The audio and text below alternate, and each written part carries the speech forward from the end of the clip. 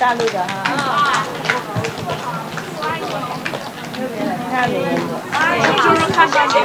特别来看你们的是大陆。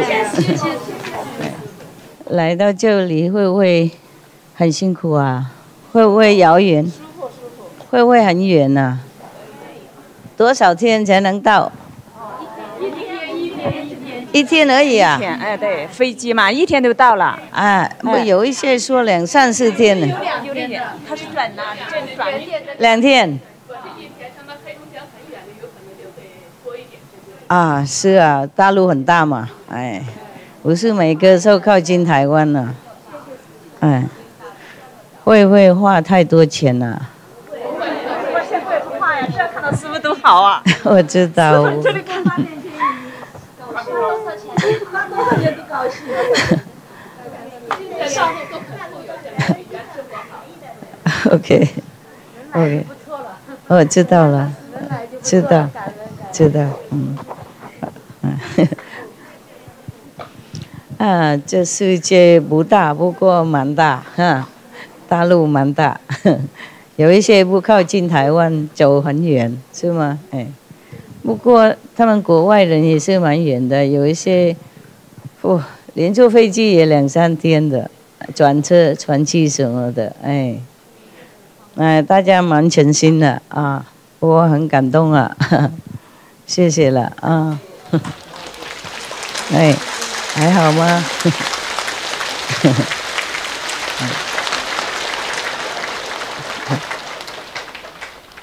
？Love you. Love you. Thank you. Yes. Mạnh khỏe. Mấy đồng chí đâu là hả? Okay. I cannot believe that there are such a days that the Chinese from mainland and the Vietnamese from Ola can come here and see me.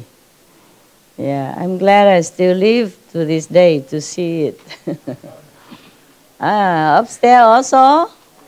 Wow. Upstairs Vietnamese or who? Who are upstairs?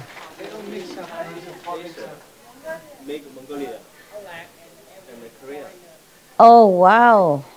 I never have enough big place. Cái chỗ bao lớn cũng vậy thôi, cũng không bao giờ đủ. Không bao giờ đủ. Ở bên Ấn Độ chắc có chỗ. All right. Taiwan, this is the biggest place I can have already. Yeah. It doesn't look big, but it's big enough. We have more land. This is just, the place that they used to, arrange it so that tourists will come. But we have more land, bigger than this. A lot of land around, just not yet developed. And even then, I don't know how to feed all of you. The future. Yeah. Many have not the chance to come, either working or they have come before many weekends, so they don't come again, or etc., etc. And we also tell them, don't come too many, because, we don't have enough arrangement. Yeah, we try. Yeah, and today is Chinese and Vietnamese turn, right?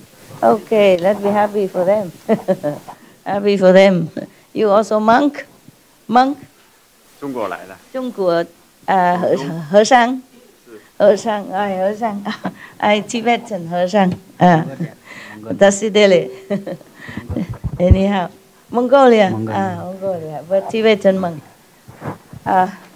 Would you please like to come here, or is okay there, or want to come here?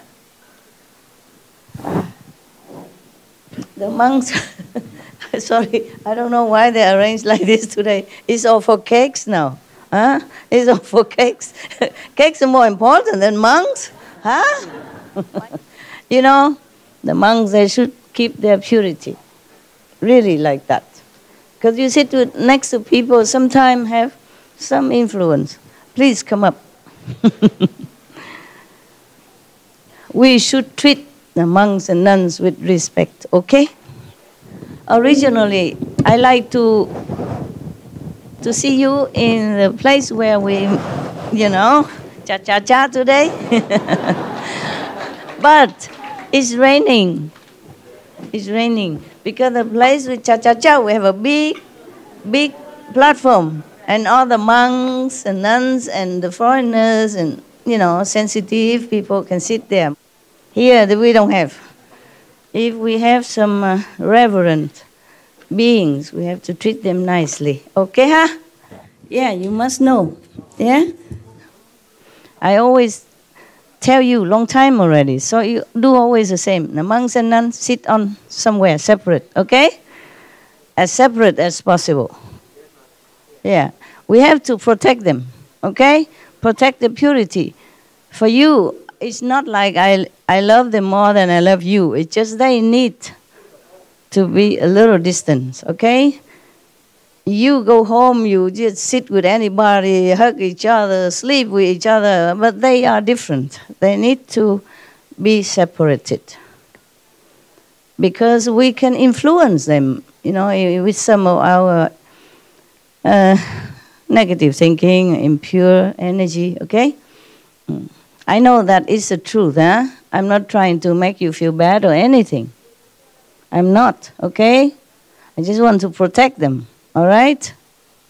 Because they left everything behind, all the comfort that you have, all the freedom that you have. To be a monk and nun, they are free inside, but outside they're not always free. They always have to behave in the public in a certain way, because otherwise people will slander them. Not because they worry about their reputation being slandered or not.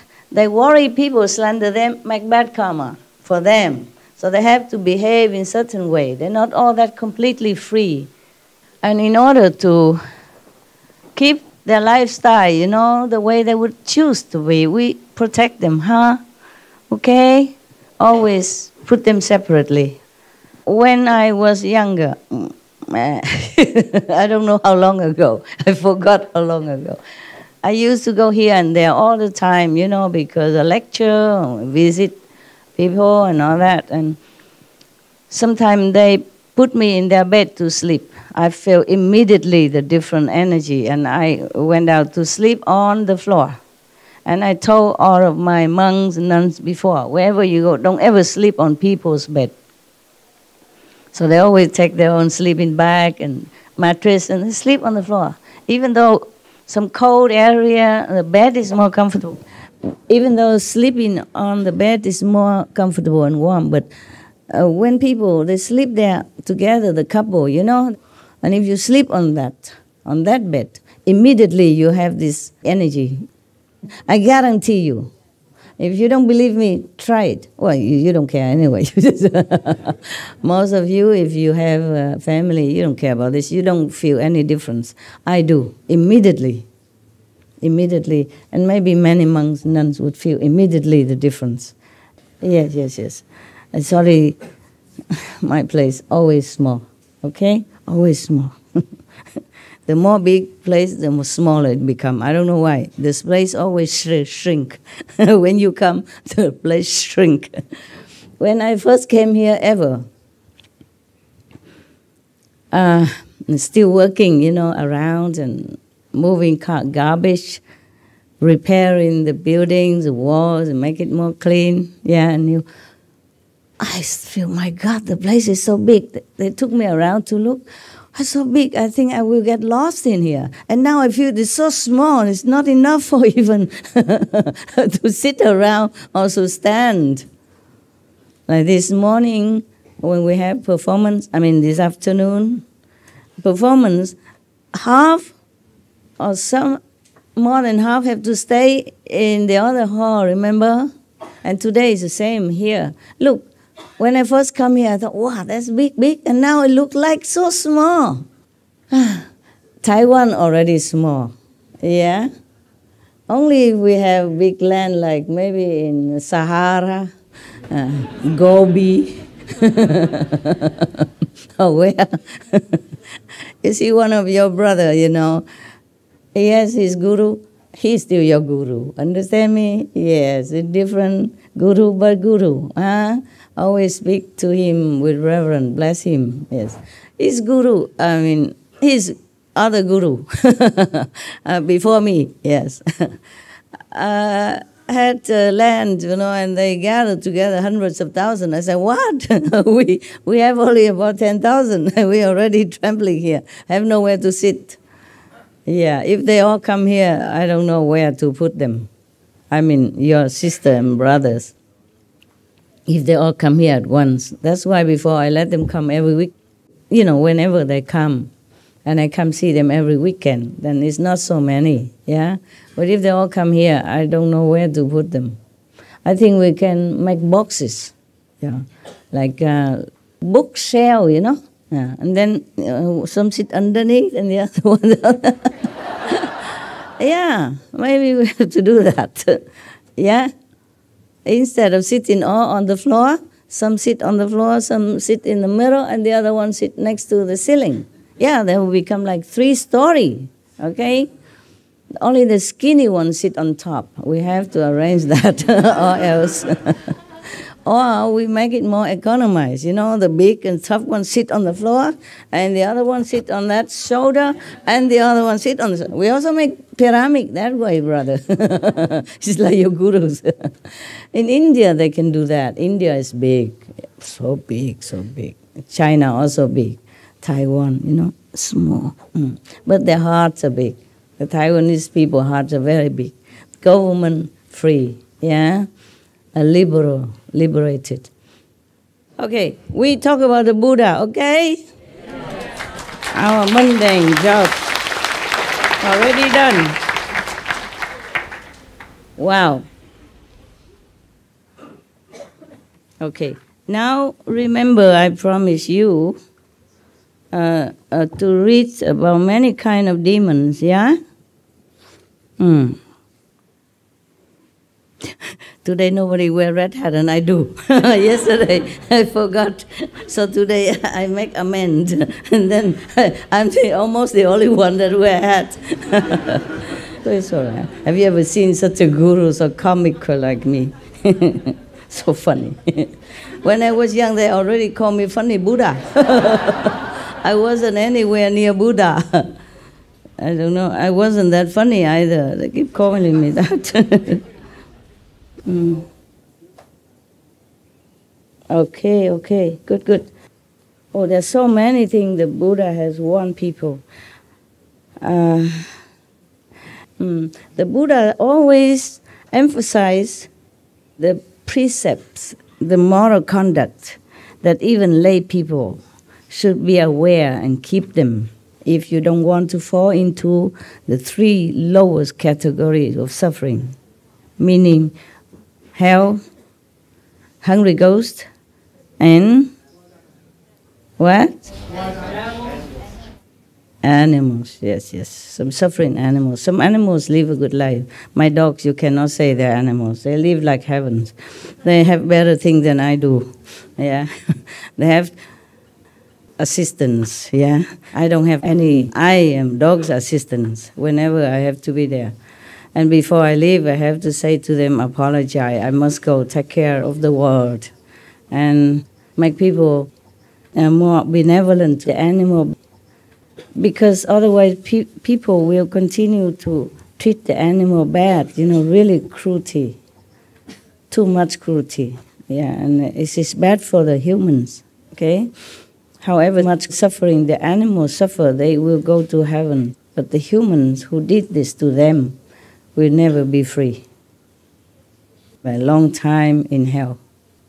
That's why I said to them, that's why I have to work harder, and I don't have a lot of time for them, even though I enjoy so much the company, because they give nothing but love.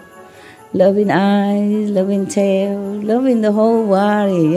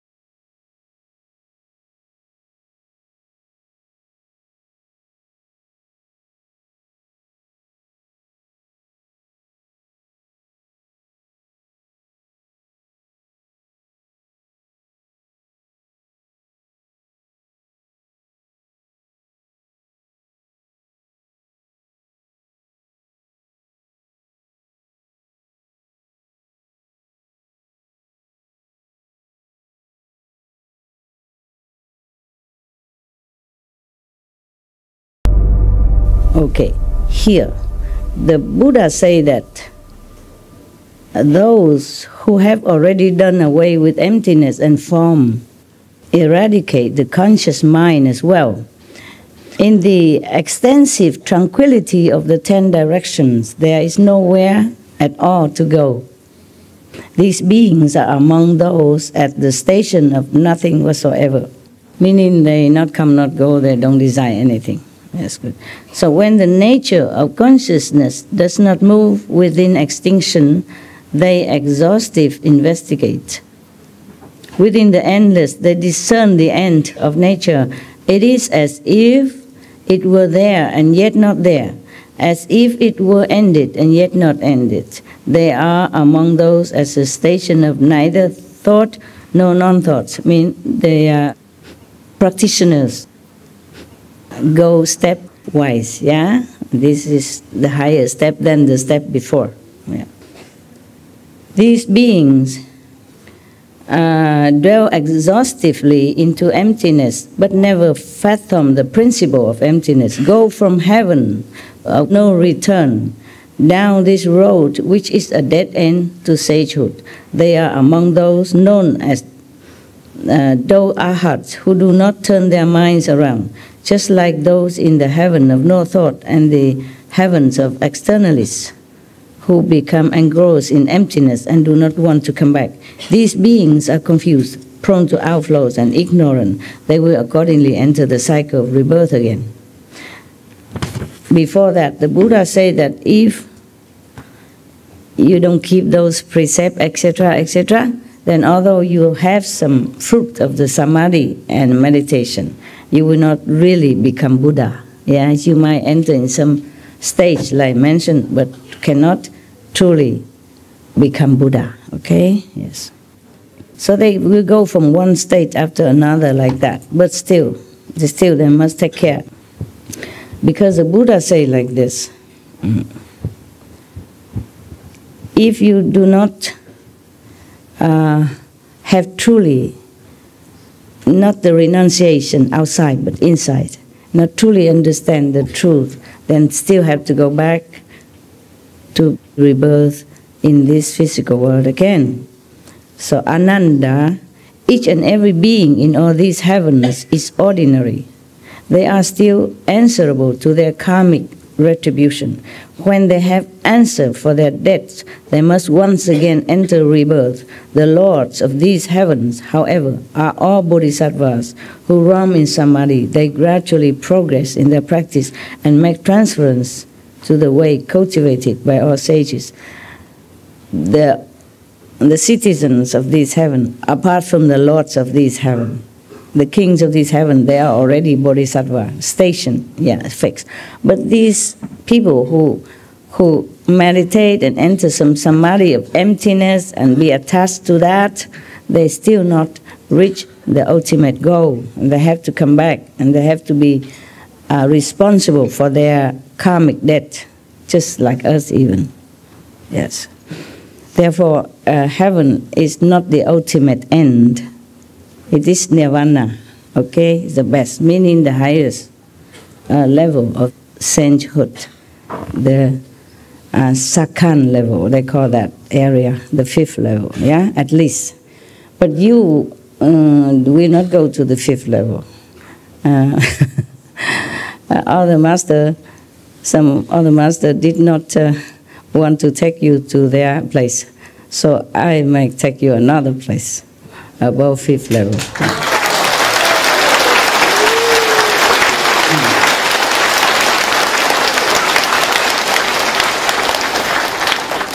So you go to the 5th level first, okay? And then we make a transition to the other levels, okay, huh? Yeah.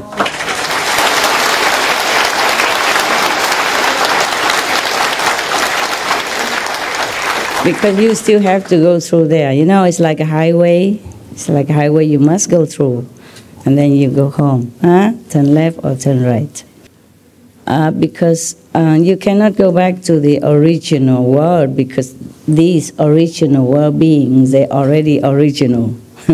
They have never been contaminated anywhere. They have no ego, have no traces of mundane or shadow worlds. You have been already. So we have another created heavens for this kind of people.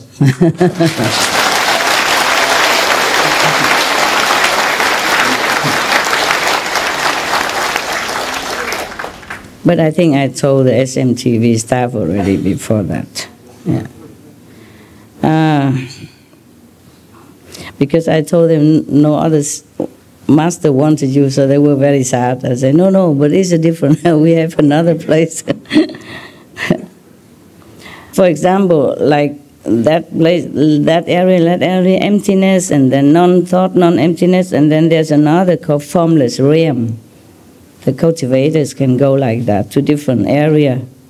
But these have not really understood the wonderful enlightenment of like the Buddha's mind. Yeah, not yet. So nevertheless, they might understand some false kind of concept, false enlightenment. And then they still run around in the cycle of the three realms, okay? Three realms, the highest is a Brahma, remember? Okay, yes. So it's not liberation yet. If you go to the third level, you're still not liberated. You have a lot of maybe magical power, spiritual power. You can even cure people or illness and make the blind see again, all this, but it's not yet. Okay. I don't want to scare you, so I'm going to go straight to the the other places, okay? My God. Oof. So many destiny for hell dwellers, or hungry ghosts, animals, people, spiritual immortals, gods, and asuras, etc., etc.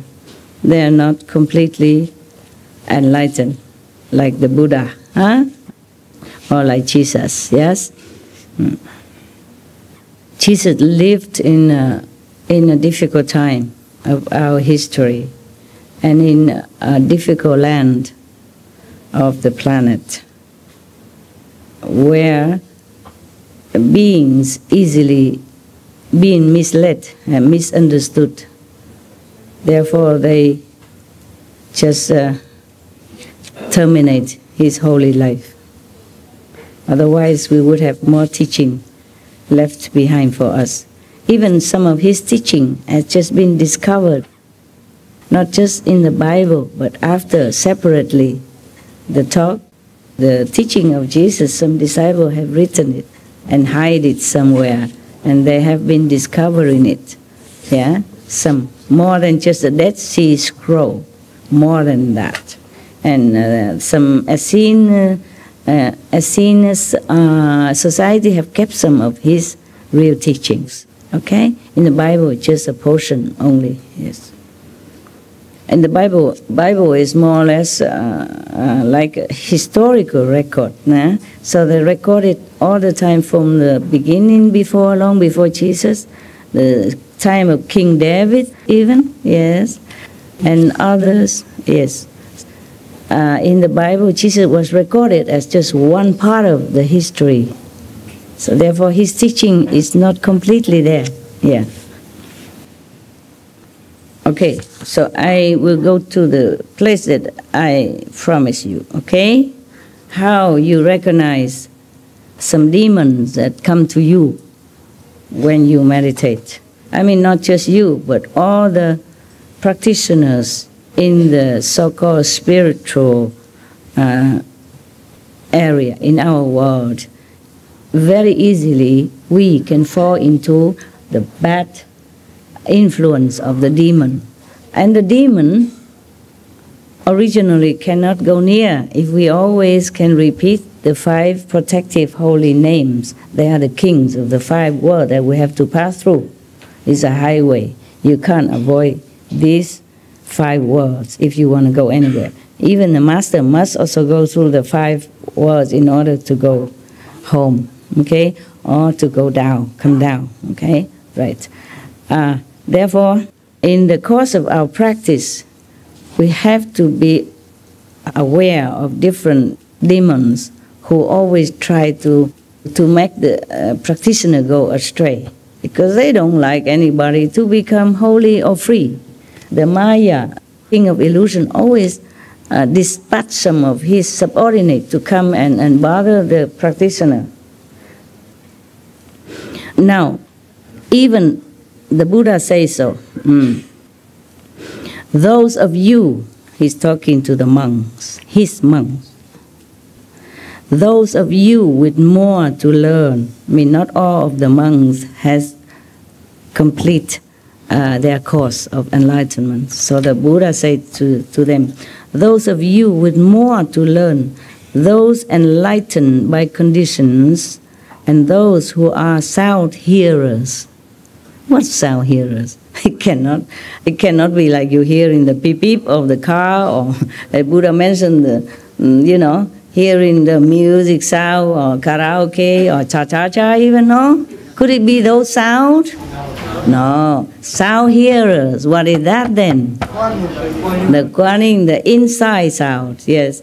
Because the Buddha also said that if you rely on sound and you rely on brightness, you cannot find Buddha. Sound means the outside noise and all kind of distraction. Yes? You cannot find the Buddha. Or just chanting or doing something like that, then you cannot find the Buddha. And if you just be mesmerized by light outside or any entertainment, brightness, then you also cannot find the Buddha. Meaning you don't worship idols and all kind of different mantra and stuff. That is not suitable. It's not really for enlightenment. Yeah, for some purpose it's good, but not for enlightenment. You cannot rely on those. So in the Diamond Sutra, Buddha say that. Oh, there's another sutra. If I have time, I'll tell you. Yeah, Buddha lived long, bless him. That's why he has a lot of time to tell his disciples all kind of wonders beyond this world. Yeah, and that's why we have a lot of treasure here to inherit. We have to really thank the Buddha and all the Arhats, the Bodhisattva.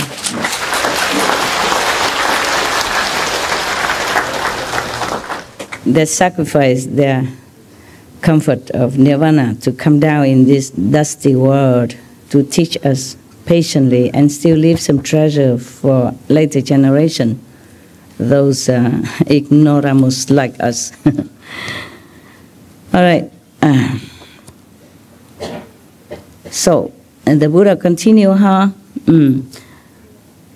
the Buddha address all kind of beings here, yeah? Those who are enlightened by conditions, meaning many of his monks became enlightened due to the sound of Buddha. He heard the sounds of Buddha teaching. And other being enlightened by entering the body of water. And other are enlightened by some fragrant smell. Other are enlightened by touch. Yeah, by touch. There are a lot of them are being enlightened through different means, yeah, from the 84,000 means. But then later, as I told you, another time we will read all that. It's also very long. You see how thick the sutra is. And I read only, maybe 10 or 20 pages, yeah? And finally, the Bodhisattva, one of his disciples, also stood up and concluded all the method, and then saying that only the sound hearing, only turn the hearing inward, then only that method can really ultimately lead you to complete enlightenment, liberation, or Buddhahood. Yeah? So that was another thing. Yeah. But Buddha mentioned that sound hearing, turn inward to hear the sound inside, in different sutras, not just this one. Yeah? Just this one is very compact. Not only what method is the best, the most reliable, yeah, but also Buddha tell you the precepts you have to keep. Yes, and also the Buddha tell you what kind of demons are always lurking around true practitioners, trying to lead him astray, if you allow him. by your thought. If you think something, if you want something, if you delude yourself, for example, by thinking that you're complete enlightened already, pronounce that, then such and such demon will come. Okay? Now we will see which demon come to whom and why. Yeah? And how we can avoid it. Okay? So it's very important for you, even if you're not Buddhist. These information are very rare to find. Not every monk even know this sutra. Okay? Yes. And this is all not translated in all languages. And not everyone really want to study so deeply like that. Some think just to shave the head, wear the monk's robe, and every day just be a good person, good monk, then it's good enough, okay? But it's also good. In that case, also good, yes. Any monk who is taking care of himself, protect his moral conduct, is already very good for the society, yeah? At least he is not harmful to anyone, okay.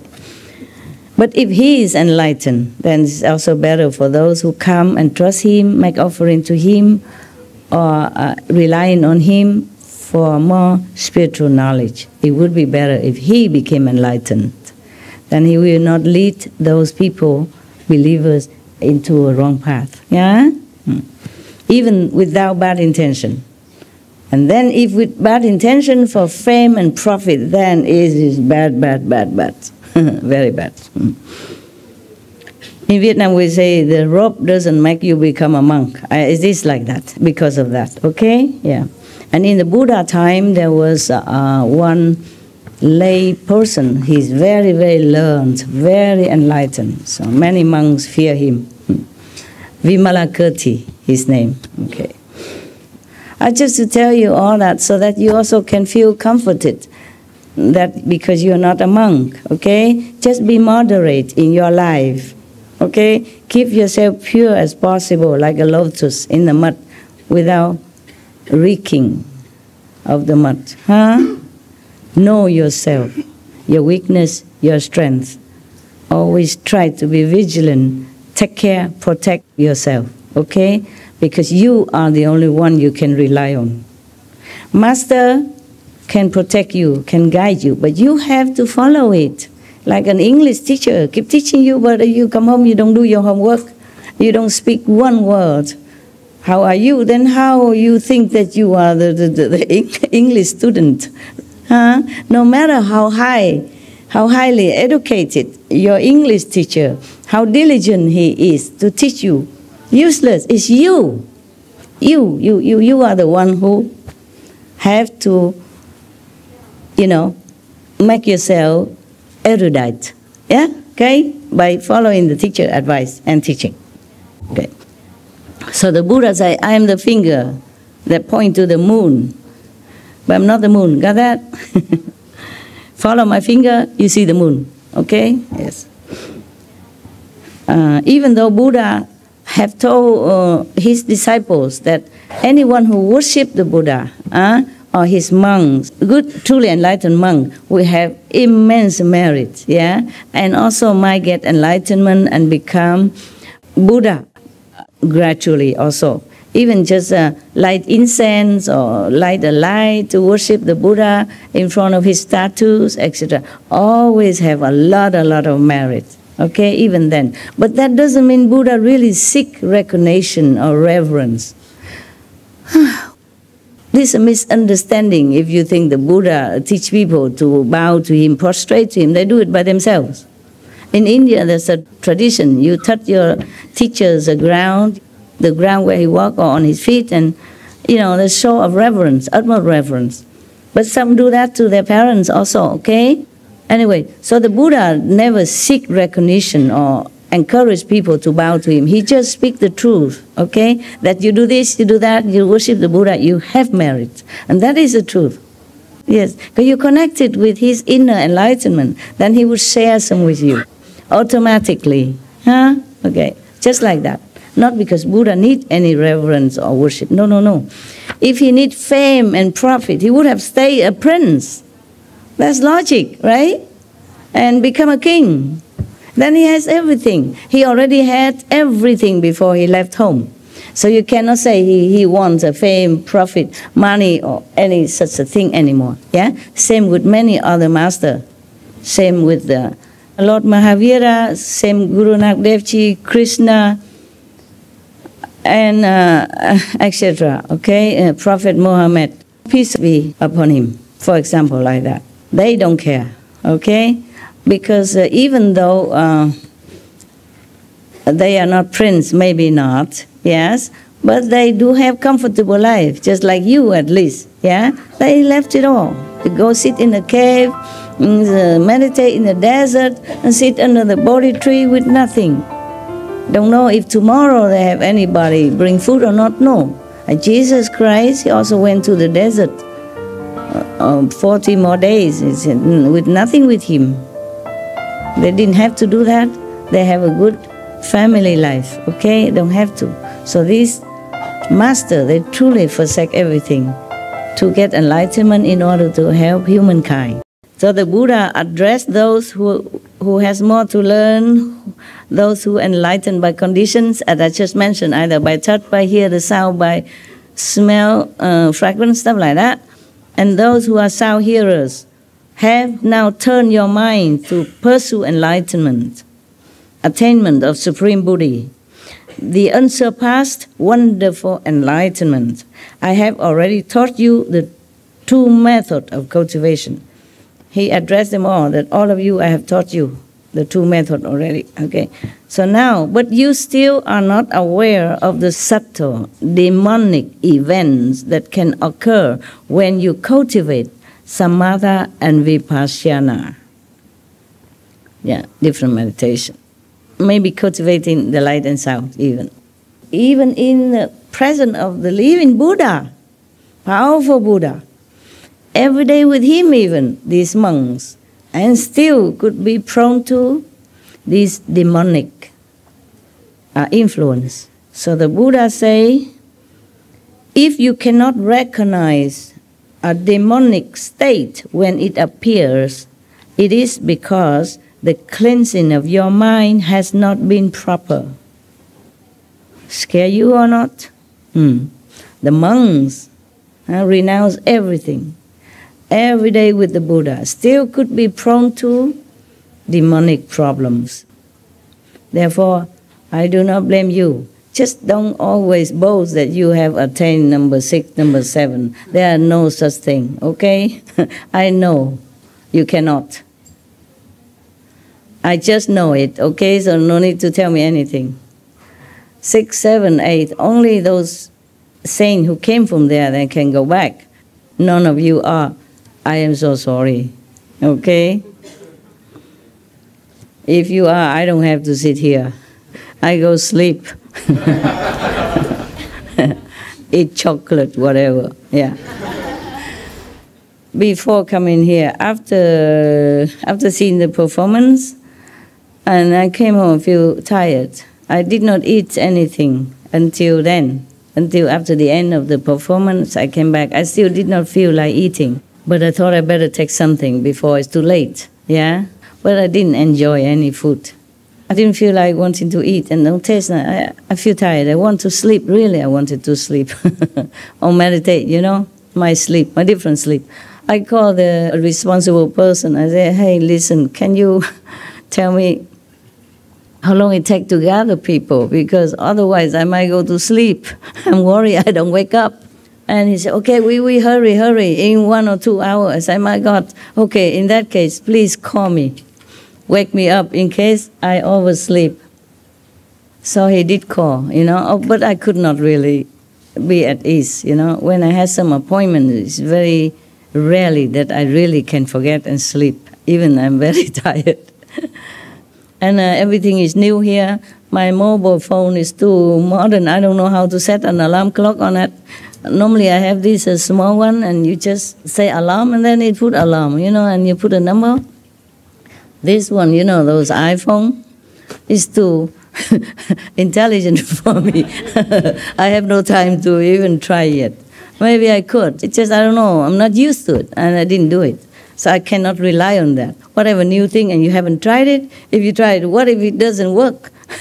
And then I let you sit here forever? So I said to the brother, please call me when it's ready. And then I wake up, okay, do I have to go? Yes, I have to. Remember a joke I told you? Lighten up a little bit. There's one man in the morning, his mother come and wake him up. Wake up, time to go to school. And I say, I don't want to go to school. Mother said, you must. Yeah, you must go to school. Yeah. And he said, oh, nobody like me there.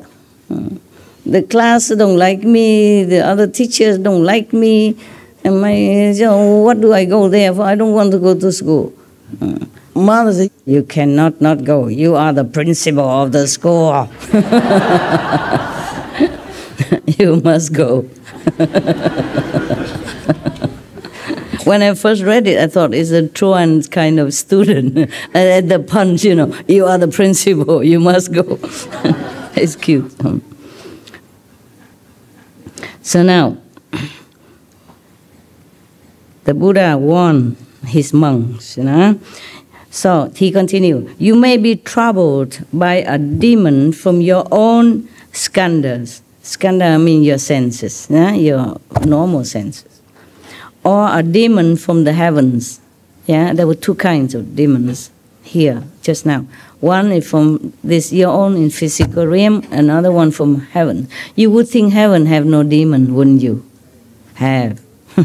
Probably this is Asura heaven, astral heaven. Asura have 120 plus levels. Not just Asura and then that's it, They have bad demons and medium demons, and they have also good Asura people, benevolent and helpful, very loving. Yes, that's a higher Asura, but still nothing compared to the higher one, like the second level or the third level. Still in these three worlds, they are still having trouble with the mind. They still struggle with possessiveness or jealousy, fighting for some kind of ideology or expanding of the territory. Heavens and Asura often have fight a lot, all the time. So if you have war here in the world and you think if you can take refuge in a higher heaven, you're wrong. They have more dramatic weapons, They don't even need gun. They can destroy the enemies just by thinking. Yeah. You never know when they're thinking what. That is a problem. If somebody wields a weapon at you, then you know how. You might run, okay? Or you might counter him first. But if just by thinking, then, it's very difficult. Especially if your so-called enemies are higher level than you, more powerful. Even if they are heavenly beings, they're not all benevolent, okay? So now the Buddha say, you might be troubled, or you may be possessed by a ghost or spirit. Beware, okay? Must always remember the 5 holy names, or the gifts that I give to you. Wow. If your mind is not clear, you will mistake a thief for your own son. It's just a parable, okay? If somebody who is not very profitable to you, and you invite him to your house, he might steal all your things. He might look like your son, look like friendly, or you might adopt him, but it's not too good for you. First, the Buddha warned you, don't mistake a thief for your son. Why he likened this demon for a thief? Because they can steal. They steal your spiritual energy. If you let them near and they use it to empower themselves, the more they steal from you, the more powerful they become. And the weaker you are, and then they will control you. Okay? Always remember the 5 names. It protect you. Never think you are anybody. Always pray for help. there are gods and goddesses, and Bodhisattva, Buddha always try to help you if you call for help. Before you call even. It's just if you call, then it's better. Together, you know, you call, they respond. So you connect it with each other. If any of the demons, you know, they can take hold of you, like, then they hang around. They know you're weak, you know, of some weak point. Maybe your precepts is not complete, not clear enough, okay? Maybe you still tell some lie, white lie, or lie that you don't even think you tell lie. You make excuses for yourself, doing something that you should not do. And even maybe your mind don't understand, but your subtle mind knows it. Your subconscious knows it is a lie, but still you think it's okay. So this kind of lie, the subtle precept problem, must be aware, okay? That's what the Buddha keeps saying about precepts, yeah? Otherwise, he just say, okay, come become a monk with me, and you become a saint already. You leave everything, you renunciate, you are great, and then you don't need to worry about anything. Continue. He teaches every sutra he mentioned again and again. Don't eat meat, yeah? Even don't wear silk. Don't take milk. Don't take butter. At that time, they don't have vegan butter, I guess not. Otherwise, Buddha would say, be vegan, make peace, right? In India, those times, they just use milk to churn into butter and cheese, yeah? All right. But that's more benevolent than what they do nowadays. The cow, they're roaming free. They're eating leaves and grass and whatever, leftover vegetable. Outside, they walk everywhere.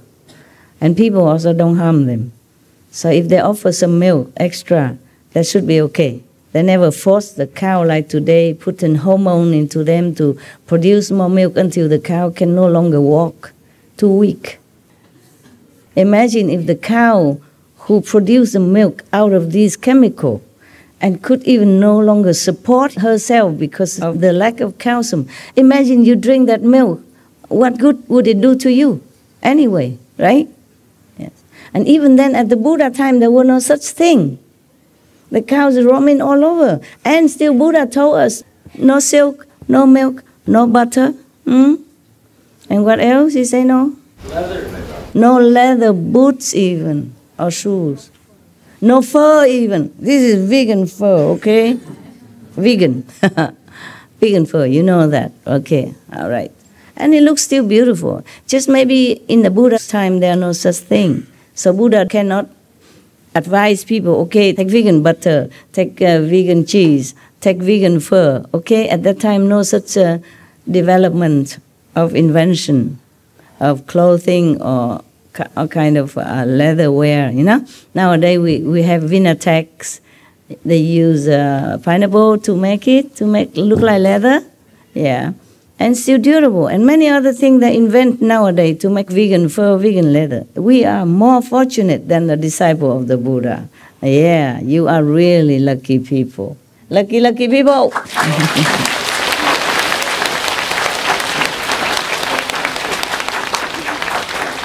So nowadays, if we cannot avoid milk, or butter, or fur, or leather, we are really too weak. Yeah. We should appreciate our fortune, that we have everything at our fingertip nowadays. Yeah. And these things are even cheaper than the real animals' product, and so beautiful. I don't know why nowadays they're still doing it. But you see on our TV, how many big fashion company avoid leather, avoid fur nowadays. Yeah, they are getting in there. A lot, big name. Yeah, very big. Wonderful. It's getting better, huh? Yes.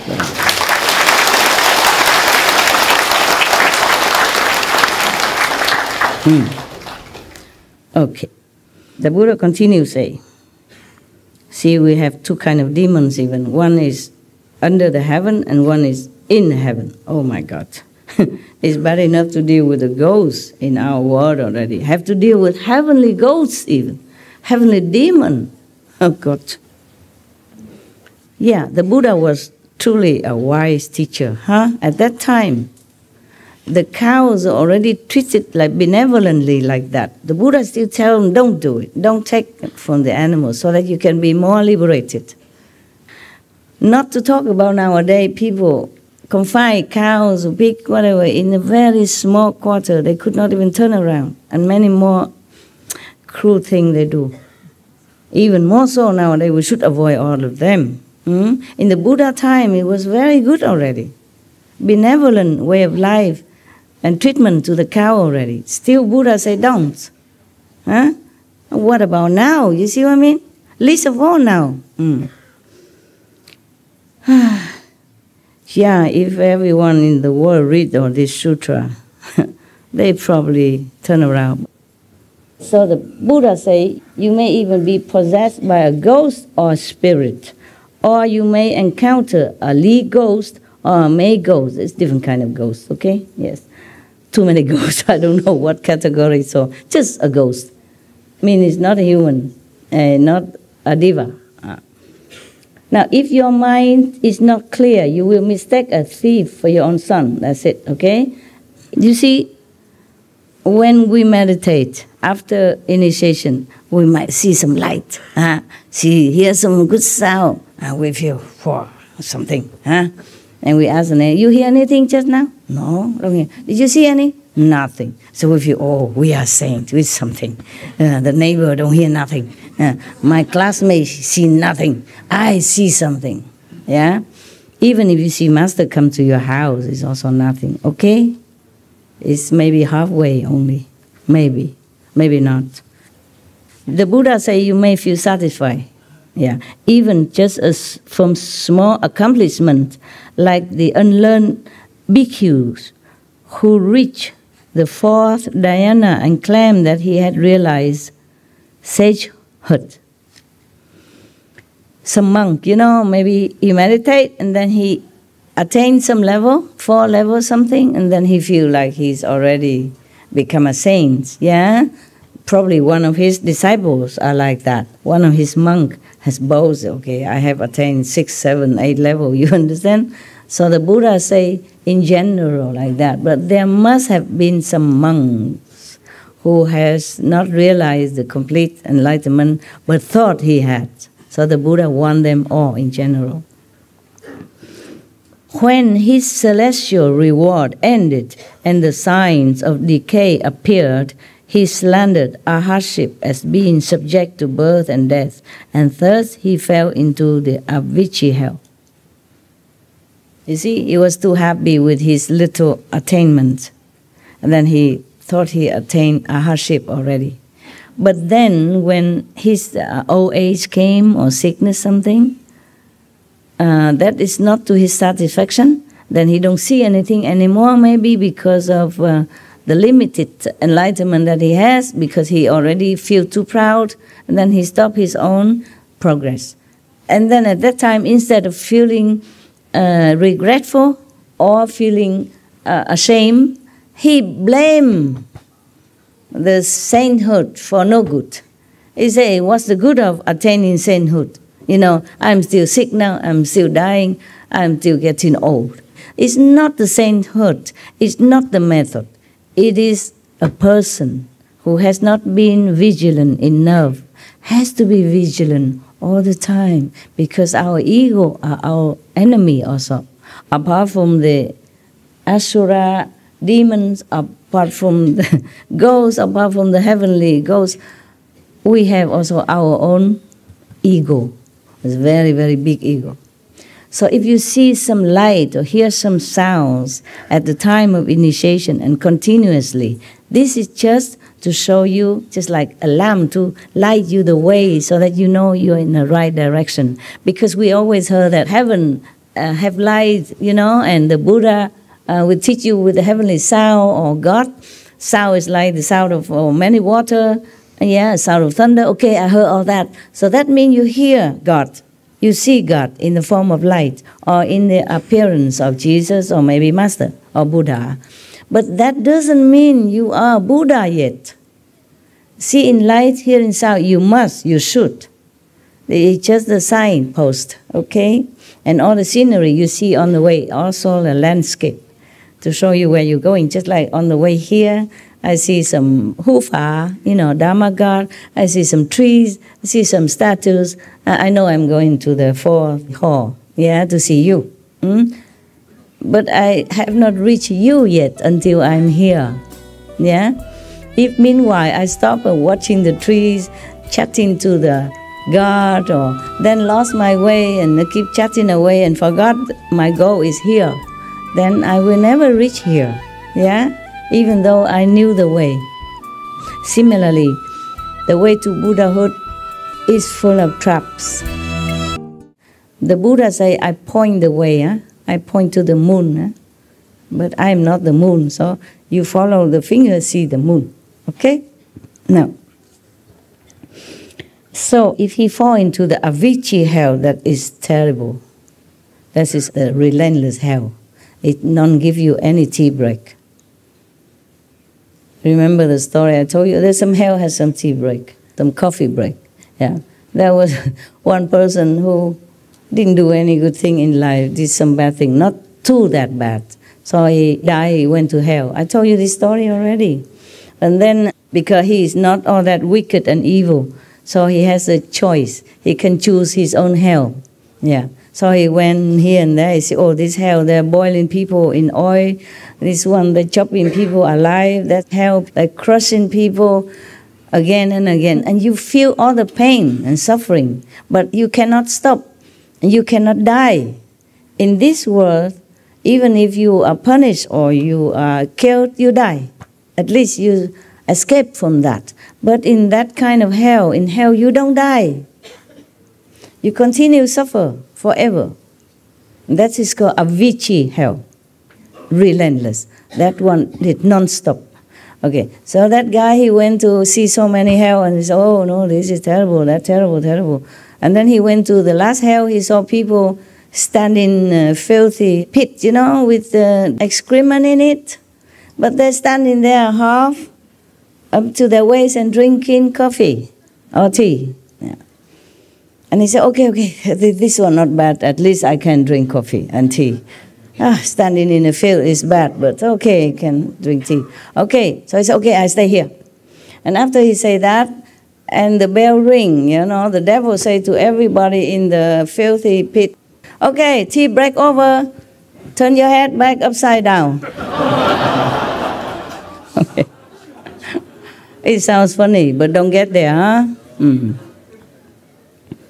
But that is not Avicii hell. Avicii hell is relentless, never stop, and it's all kind of punishment, suffering, and pain forever. Like the story I told you about somebody who been killing chicken to make food, and then he repented very sincerely, and the hell make him swallow burning coals, remember? But that was because he already repented. And he is allowed to take that punishment to cleanse his sins immediately. And then he can go back and begin his life anew and can practice spiritually, can be pardoned. But if it's not for the Bodhisattva, Kuan Yin Bodhisattva intervene, he would not get off so easily like that. Not just by swallowing this hot, burning, suffering cold, but he has to suffer longer. Longer, longer, and have no chance to meet any master or bodhisattva to redeem and to be a practitioner. So the Buddha continued, you should pay attention. I will now explain this for you in detail. How compassionate is the Buddha? How patient? I don't know if I have that much patience like the Buddha. But of course, he's a man, the more stressful, the more work, the more tough. Formerly, when the matriarch system was still in full gear, the men, of course, do all the heavy job and stressful job. Women are the director of the company, group, or house. Yes, she's a brain, a think tank. Nowadays, we have more and more women in the political arena. Arabian even now have more women in their parliament or in their government. You see that? Before, no. Taboo. India has a female president. Oh, I was surprised all the time. India, maybe, but this Arabian country, women go out, have to cover. I have to have a company of a man. And now they go into politics. Appointed, invited to, even. Incredible change in our world, huh? Yes. So much change. I'm so happy. Yeah. Thank God. Thank God. Thank Buddha for blessing our world. Please give us more blessing as much as we can take it. Buddha and God would have blessed us more, but we can't take it. The people in this world is like infant, you know? You cannot give too much good food. Slowly, slowly, slowly. I wish it could be done like yesterday, but it's doing fine, yeah. Now, Ananda stood up, and with the others in the assembly who had more to learn still, meaning they're not completely awakened without learning. They still need to learn. Yeah. Bow joyfully. They quiet themselves in order to listen to the compassionate instruction. The Buddha told Ananda and the whole assembly, thus, you should know that the 12 categories of beings in this world of outflows are endowed with wonderfully bright fundamental enlightenment. What do you mean outflows? You mean defects, yeah? Not perfect. So that means outflows. So, translation, you know. Yes, it's difficult to translate from Sanskrit already to Chinese. And it's more difficult to translate from Chinese to Vietnamese, and Vietnamese to English, and vice versa. So sometimes some of the lecture that air on TV, I have to look if I have time. Yeah. Because the translation are not always perfect. Yeah, and sometimes even opposite.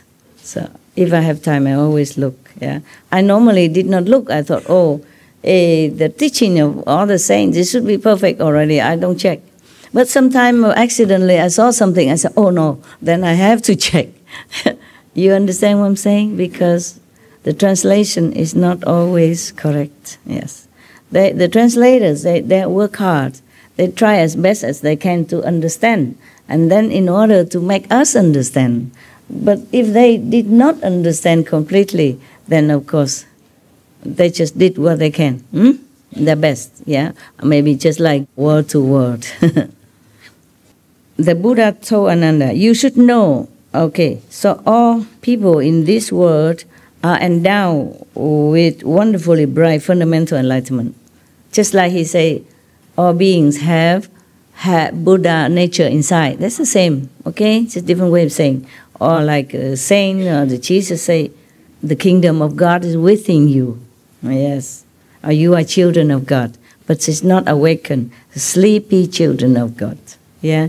Dormant Buddha. That is the problem. That's why the Buddha, Jesus, or the saint have to come down and shake us up. Wake up, wake up. So whenever a saint come, all the prediction make it so beautiful, like, oh, a king so-and-so will come and will make the world wonderful and bright and new age, golden age, etc.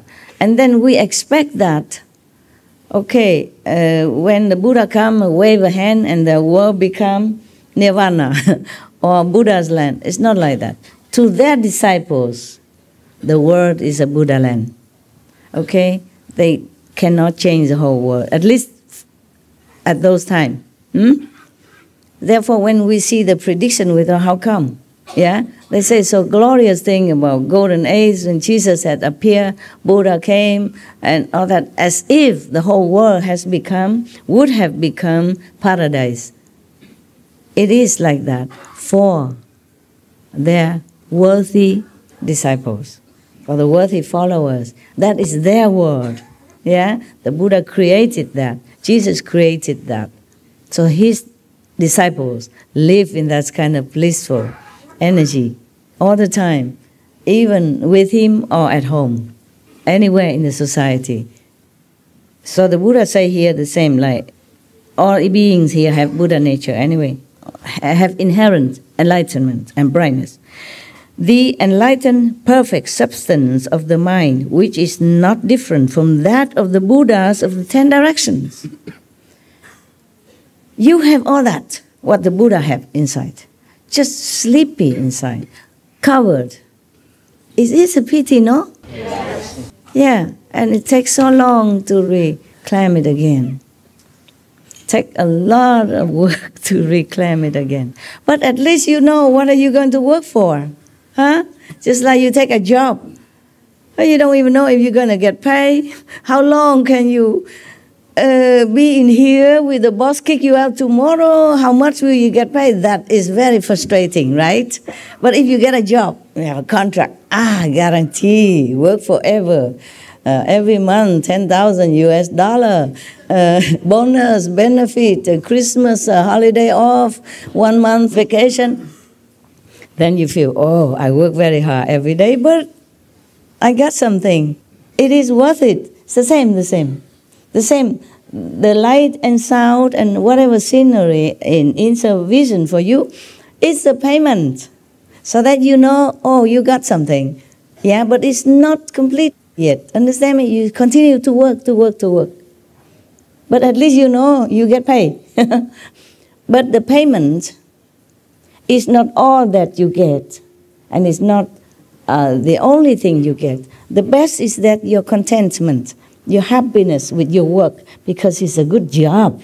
It's a good environment, good colleagues, good boss, the boss is kind, generous, etc., etc. See? And the security of your life, of your family's survival, this is also important. The same, the light and sound are not all, okay? It's not the ultimate. It's just the reassurance, the precepts, the moral elevation, the virtuous, the loving kindness that you develop. That is even more important. The happiness inside you, that's even more important. You understand? All of that together is not just that, but of course the light and sound help you, make you happy, cleansing you, assure you that you go on the right path. Yes. Because we heard that all the saints have light. You know, God is light, God is love, yeah? God's sound is like the thunder, like the water. Yeah, if you hear that, you know, oh, okay, I'm near God, or contact with God. In the Buddhist Sutra also mentioned like that, in the Lotus Sutra, the Buddha also mentioned this kind of water, the sound of the sea, yes? And the light. All the time Buddha mentioned everywhere about light. Yeah, that some monks see the light, some monk doesn't. Why? Yes. And some monks, his disciple can hear the sound, and some cannot. Why? But that is another chapter. But I mentioned that maybe someday, by chance, I will see those chapters again, and maybe I read the whole thing, okay? The Buddha lived until 80 years old at least, yeah? He has maybe 50 years to preach. So it's a lot of things that he said, yes. But lucky for us that he lived long. And in India, people are more benevolent.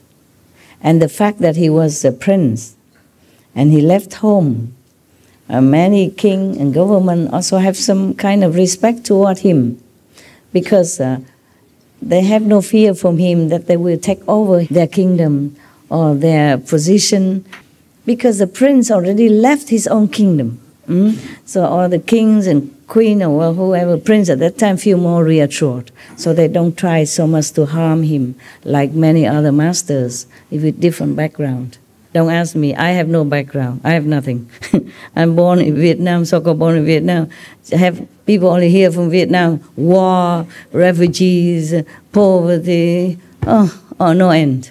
I don't have any background to back me up.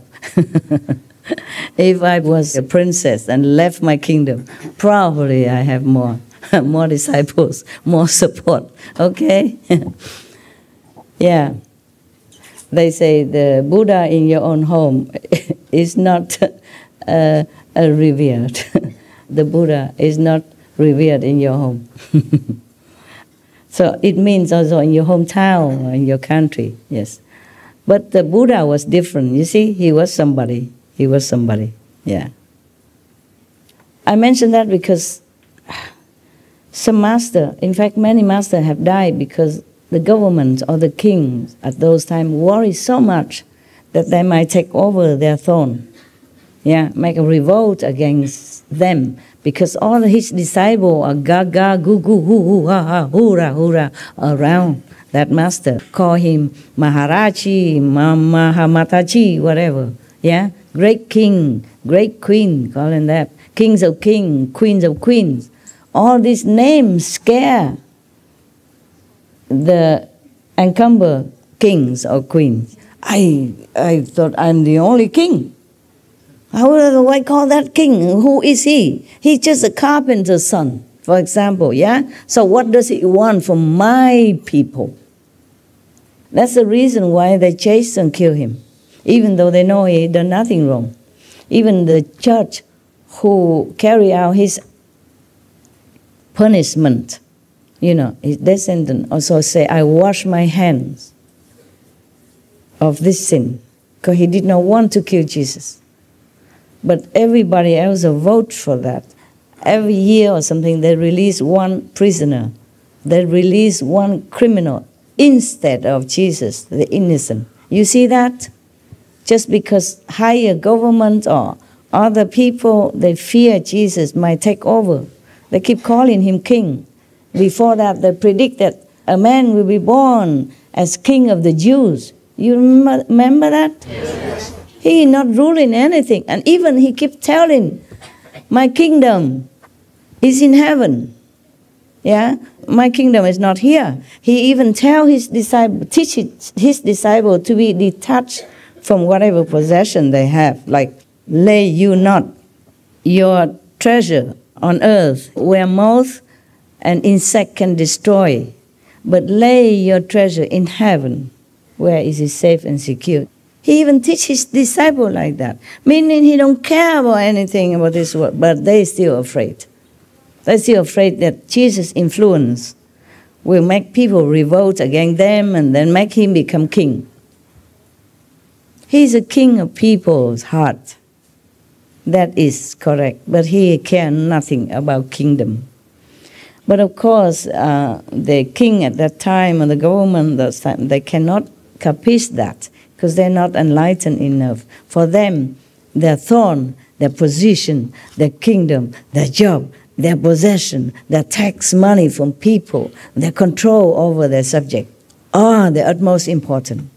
Therefore, they fear losing that. Yeah. So anyone else who wants the heart of their so-called people, then they fear, of course, yeah, that the people might take their money, possession, give it to the master instead of paying tax, instead of making offering to the government. What if the people offer all the money to the master and then they have no more money to pay tax? Then the king cannot live in luxury. The officials cannot have the best carriers of horse in town, etc., etc. Oh, people fear everything because they think things belong to them. The kings, the government thinks that the people belong to them even. That is the thing. They don't think that the people belong to God, to heavens. Now you know why many masters die early or die agonizingly, die wrongly, die innocently. Just because of that. That's why Buddha lived long, longer than many of the masters. You see now? He lived until 80-something. Jesus only 3 years something, in the prime of his life. Prophet Muhammad, peace be upon him, also been harassed all his life. Other masters, the Sikh masters, also has been tortured, you know, mentally, all their lives, physical also, and killed. For example, many other masters in the history of mankind die one way or another unnaturally. without guilt, without any crime, without any harm done to anybody. Just because those who in power don't like what they say. Yeah, sometimes, or worry that they may take over their kingdom or their possession or their position, etc. Or it's just all kind of thing like that. It's nonsense. It's really no ground because the master don't even care. But they wouldn't believe that because for them the position is so important, the thought is so important. How can another man don't think that is important? It's no such thing. It's impossible. They could not believe that. Just like a man who's so much in love with his wife. So he's so jealous with any man who kind of even look at her or just say some compliment. He thinks, oh, yeah, what do you want from my wife? Maybe that man doesn't want anything. He's just a polite man. He's not even in love with that guy's wife. He don't even fancy her. Maybe he's already in love with someone else deeply. And then all other women are meaningless to him. You know that, man. If you're in love with one girl, other women in the whole world, you don't care, right? Mostly. Most women, you don't care. But that man, he's too much possessive of his wife, my wife. So he would doubt any man who go near and blink at her or glance at her or say something nice to her. He's already feeling defensive because he treasures his wife too much. Just like the king treasures his throne, his position, his richness, his power, fearful of any other man or any human being who possess power like him that win the hearts of other beings. Yes, that the king might not even win at all. That maybe the king know, okay, the people only fear me but not love me. And then this guy, oh, he's nobody. Everybody loves him. Run after him, worship him, touch his feet, bow to him, giving him this, giving him that, do anything for him. Oh, then he wanted to be king, huh? You want to compete with me. You see what I'm saying? Jealousy is terrible. I tell you one story about a king. Even jealous with an elephant. Yeah, his own elephant. But it's true story. The Buddha told the story. There was a king before a long time ago. But of course, the former enemies of the Buddha. Buddha has always this guy hang around him forever, even when he already became officially, physically Buddha. Devadatta. Long time ago, long forever time ago, there was a king, powerful, rich, famous, in one kingdom. He has a beautiful, white, pure, lovely, wonderful, dignified looking elephant. Yeah. Apart from everything else he has. Yeah, a white elephant is hard to find already. And beautiful, dignified as that. Yeah, and very well trained.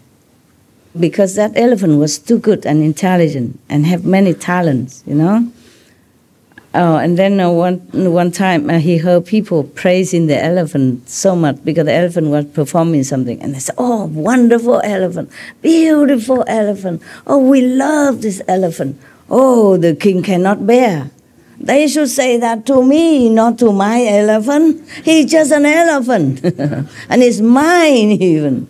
Okay, he's so jealous. That's driven him crazy. So he called one time the elephant trainer, you know, and the elephant to some area, to a mountain. Said, today we go to the mountain. And then he asked the trainer, is this elephant well trained? And the trainer, of course, said, yes, of course he is, Your Majesty. He's the best in the whole country. No other elephant is better than this elephant. Yeah, you have the best, Your Majesty. Oh, but then the king is even boiling more with anger. Even his own official praised the elephant as well. So he said, okay, good. So you show it to me. Can he stand on one leg, two legs? Okay, make him stand on two legs. Okay, he does stand on two legs as the command of the trainer. Can he stand on one leg? Yes, he can stand on one leg. Fine. And then he make him go all the way on the top of the mountain and tell him, can he now stand on two front legs on top of the mountain? He's going to push the elephant down. So the trainer suddenly see the impression on the king's face. But of course the elephant still can do it, because that elephant is too good. He was going to push him, but then the trainer was nearby or everybody watching, so he cannot do anything. So he said to the trainer, can your elephant even fly? Have you heard of flying elephant? Because if he doesn't, then he's a very bad elephant. He's not worthy to live. Force him to die. So the trainer knew the intention of the king, so he whispered into the ears of the elephant.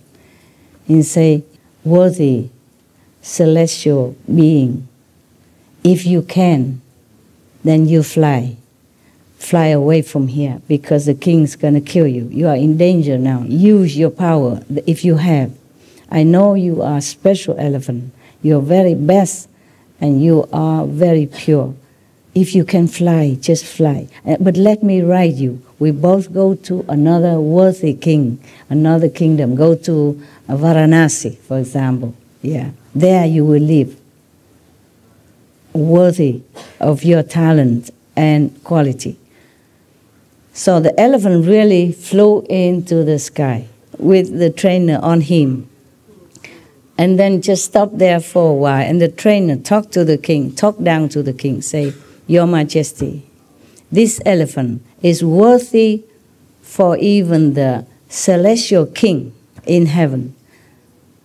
He's so pure, devoted, talented, and holy even, pure. Yeah. And you are very stupid king, he said. You are not worthy to keep him. So we are going now. Goodbye. And then they fly to another king.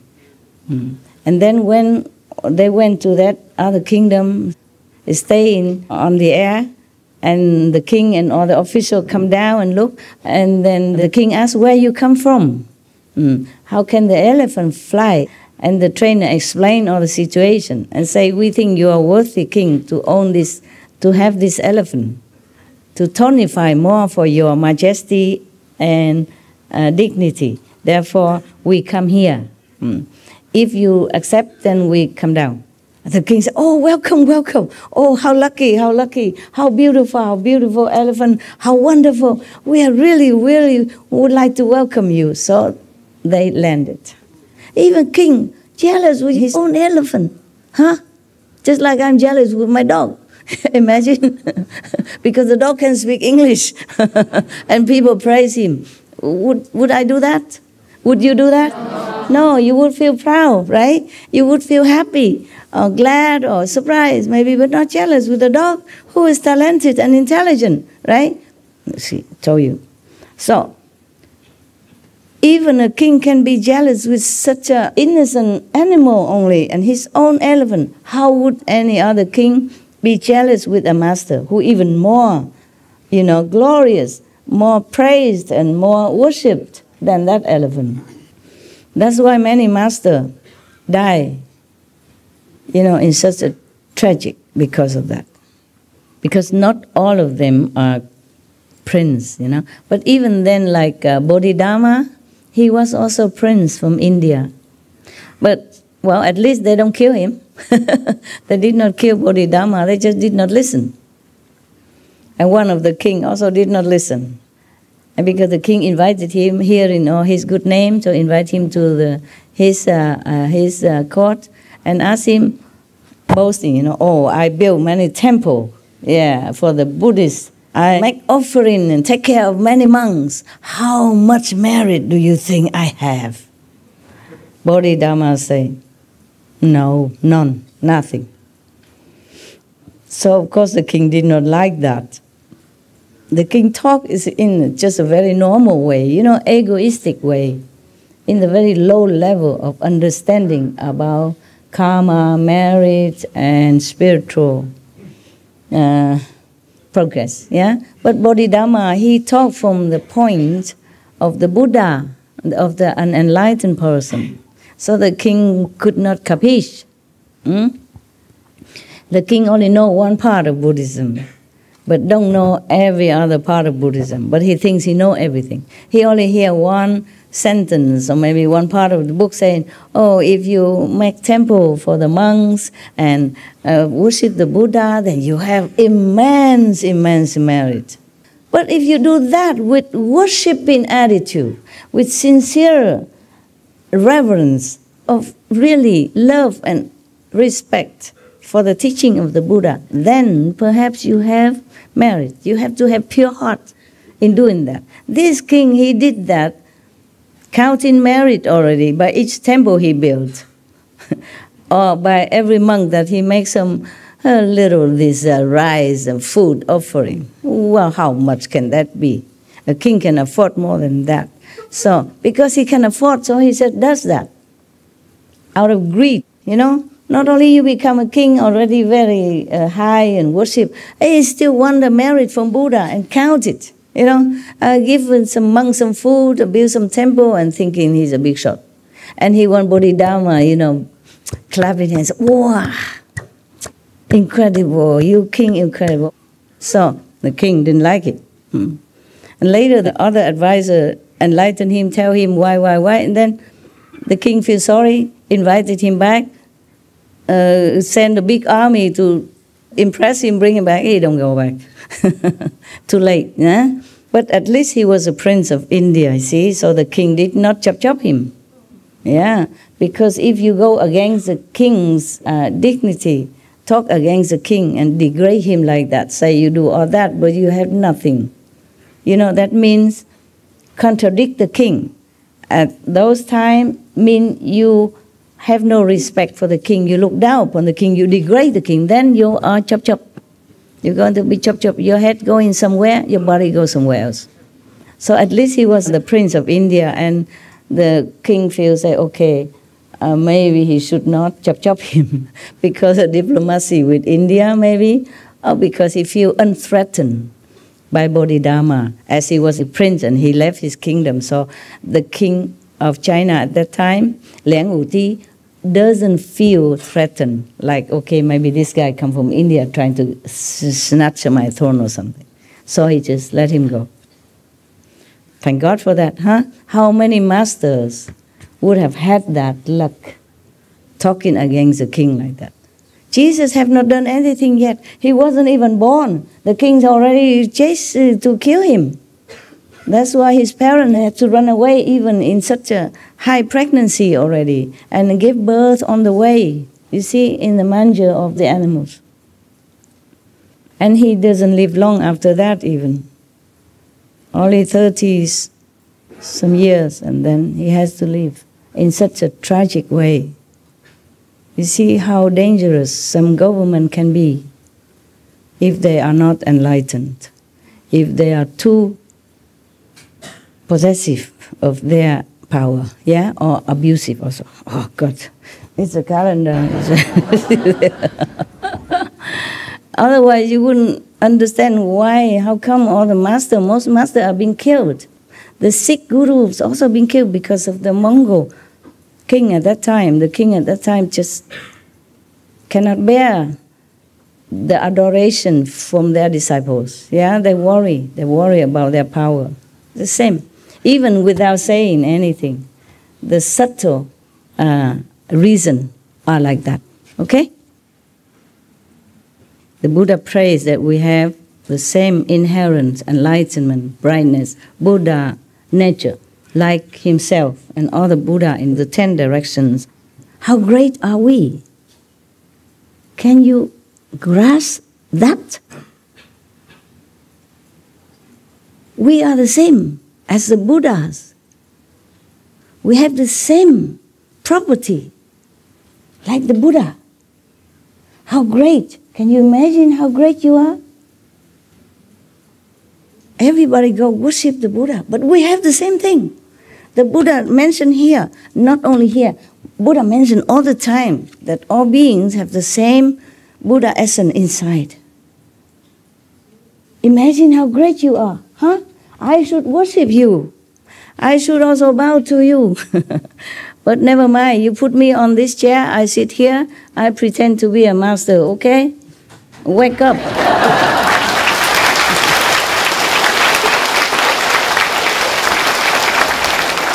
Wake up. Wake up. Remember, you are great, you are Buddha. Wake up, that's right.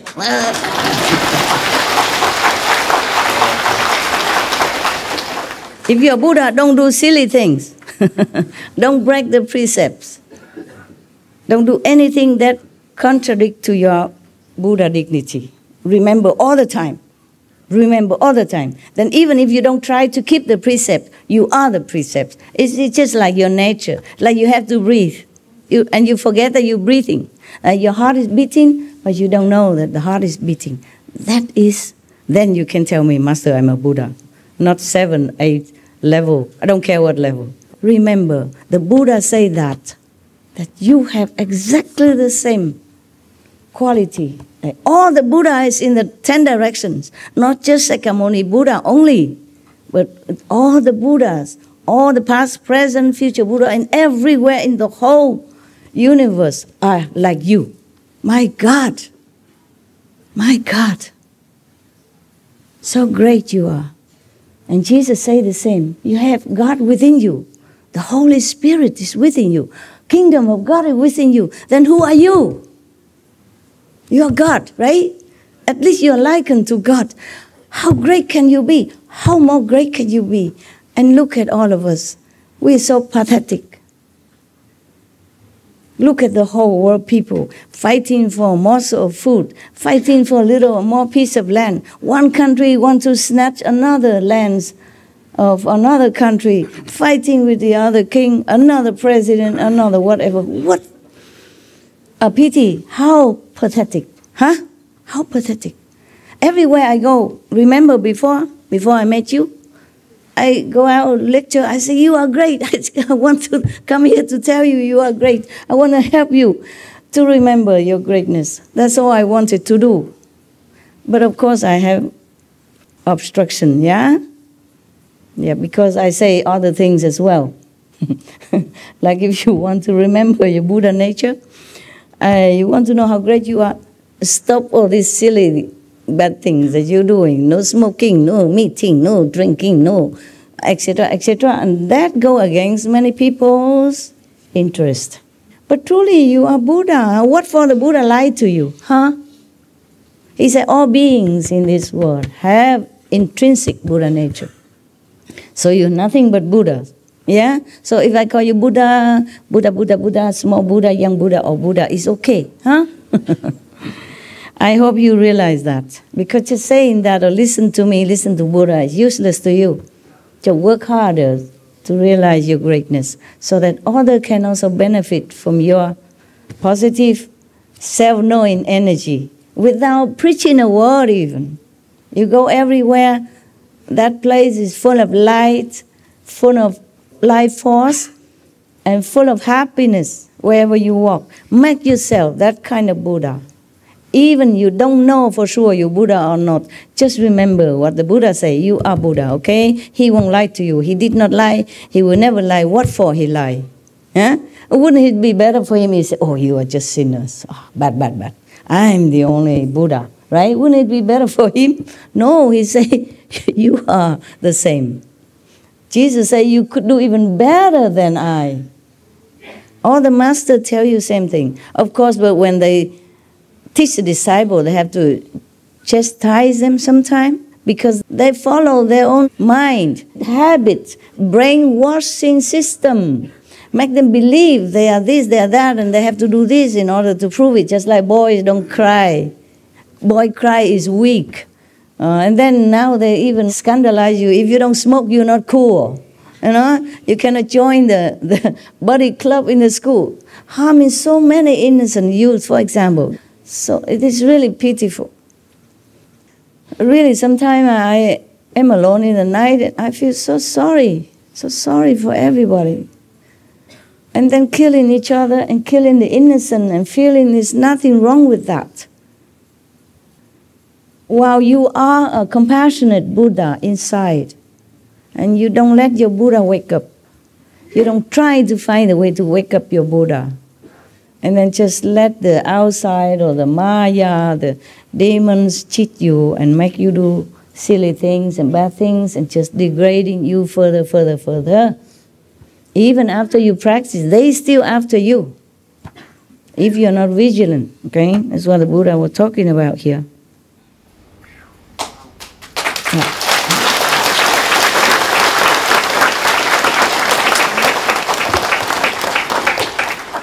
Why? Why we don't know we are Buddha? He also explained. The compassionate Buddha tells us everything. Due to the fault of false thinking. Yeah, what I told you. Huh? People teach you to do this, do that. Even just like boys don't cry. If the boy cries, he's sissy. Or woman like, or gay even. And, accusing you. All kind of things. You can cry as much as you want. Why not? It's natural of us to feel sad, to feel joy. When we're happy, we laugh. When we're sad, we cry. So what? Whose business? It's us, our emotion. We are made this way. When we cry, we don't harm anybody. When we laugh, we don't harm anybody. So why is that if you cry, you're weak? Okay? Why crying is reserved for us women only? You cry because something touched you. Something make you feel happy to tears. Or sad to tears. It's all natural. Just knowing that these are just fleeting moments and it's not like any helpful much for your true self. Okay? Enjoy your laughter and relieve yourself when you're sad by tears. But do not just dwell in sadness forever. Yeah? And do not indulge in some time of nonsensical entertainment forever. But concentrate on the true path practice. Okay? Okay, so the Buddha said, due to the fault of false thinking and confusion about the truth, infatuation arises and makes your confusion all pervasive. Consequently, an emptiness appears. Worlds come into being as that confusion is ceaselessly transformed. Therefore, the lands that are not without outflows, as numerous as motes of dust throughout the 10 directions, are all created as a result of confusion, dullness, and false thinking. Imagine that. Except the Buddha's land, every country or even planet created which have thought, which is not perfect, are all from the false thinking of the beings. Then it springs all out. Therefore, all the countries on the planets, except the Buddha's land, are full of imperfections and trouble because it sprung out from false concept. That's what Buddha means. You should know, the Buddha talking, you should know that the space created in your mind is like a wisp of cloud that dots the vast sky. How much smaller must all the worlds within that space be? Okay. In your mind, sometimes because of your wishy-washy or sometimes you are not really awake while you meditate, you see something. But even then, compared to the reality, all this scenery inside are just like a speck of dust.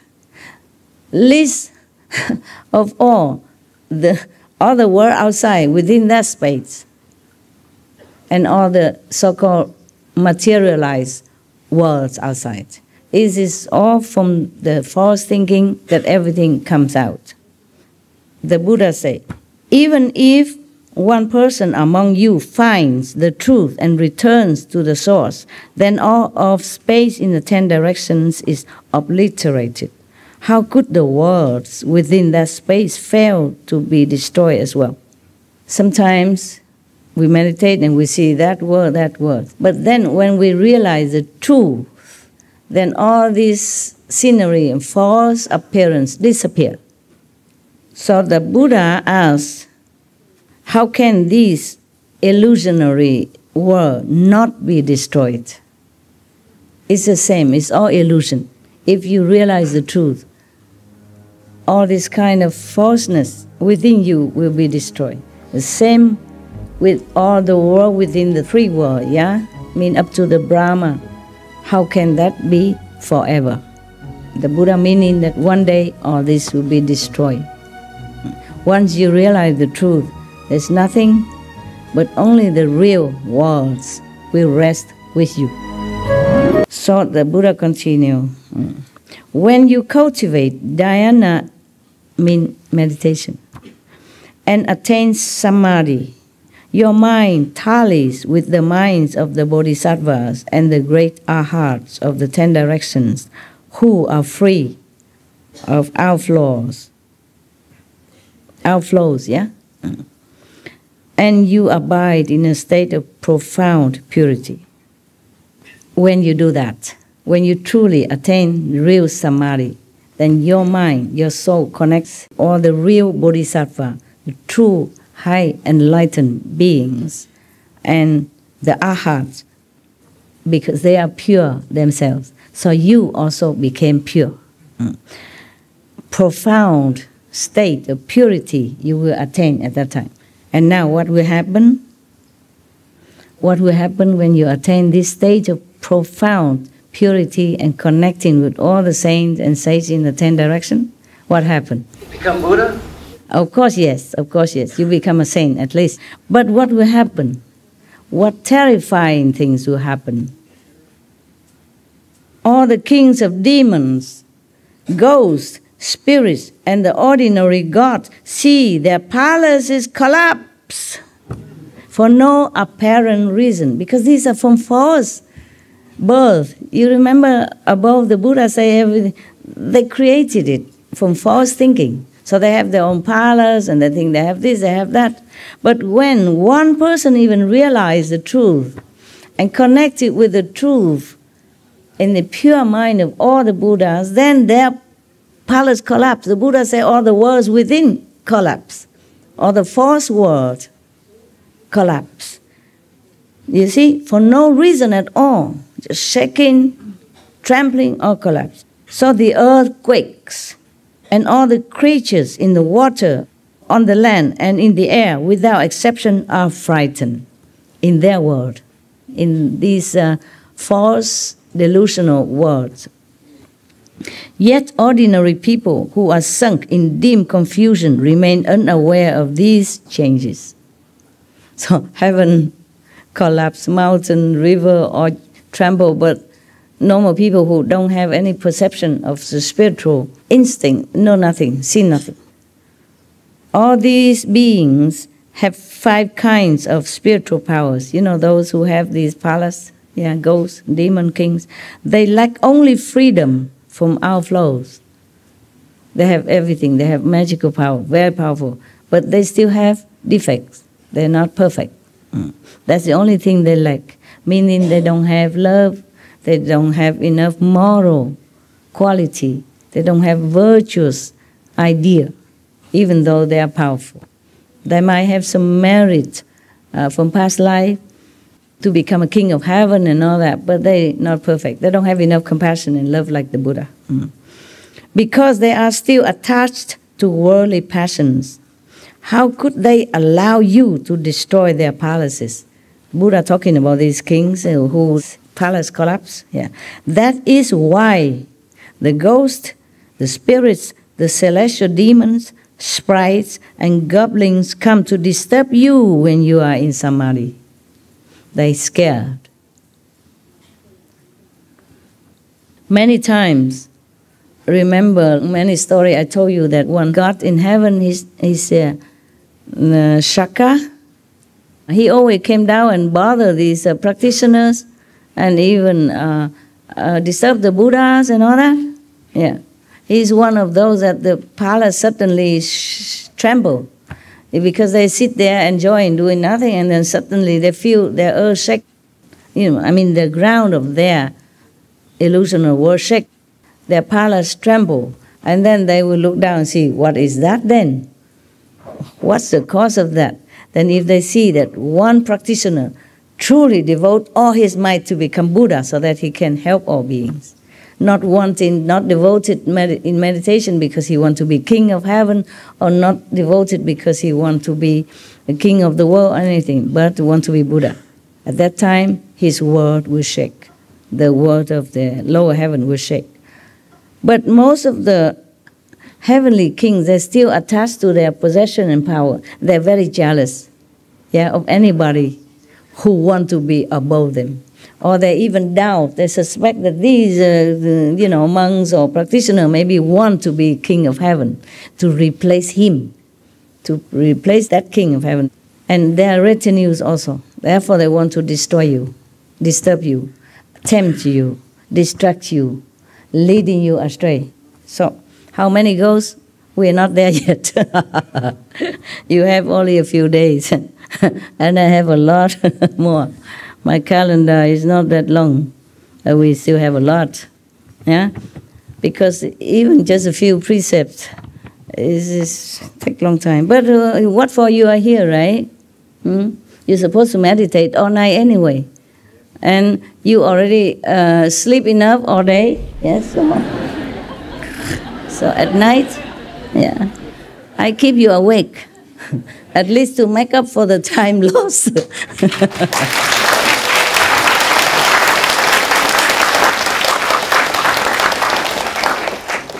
I'm telling you truly, if you can sleep less at night, you stay awake, really it pays. It happened to me. I told you from my personal experience. When I was the beginning of my even journey, I stay awake at night, and it really helps. You really know so many things that you never knew before. You really awaken to some truth that you never thought it would happen. Really, it will come to you when you calm yourself down and save as much time as possible to meditate and be alone. Really, you will realize many things. Because enlightenment is not just here, but it keeps growing in different way, different direction. And realization has so many aspects. And will answer so many of your questions. You don't even have to ask me anything. So now the Buddha say, so that's why they come to disturb you when you are in samadhi. You want to meditate, you want to go higher, they want to disturb you. You and your wife had headache before, remember?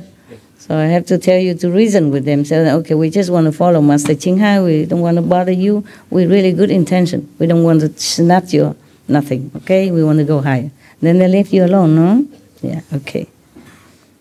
Now the Buddha continue. If you are still awake, it's not yet 12 o'clock.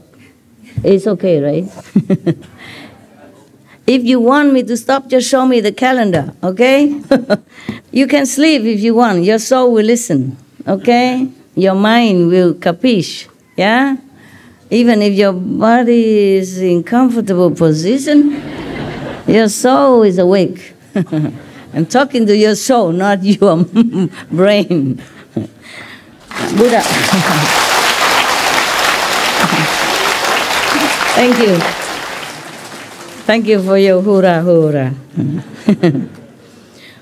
But the Buddha continued, although these demons possess tremendous enmity, they are in the grip of their worldly passions, while you are within wonderful enlightenment. There's a contrast, you see? Even they have great hatred to you. Not just hatred, but fearful of your spiritual height and determination to reach purity and true home. They're fearful of you, even though they have so much power, but they're nothing compared to you. So they're so fearful. They try to find your loophole to harm you. That's why you have to be vigilant. The Buddha do not try to condemn any of his monks or his disciples. He just knows that these ghosts, demons, they're envious and fearful of you. So he just wants them to take care. Okay? Yes.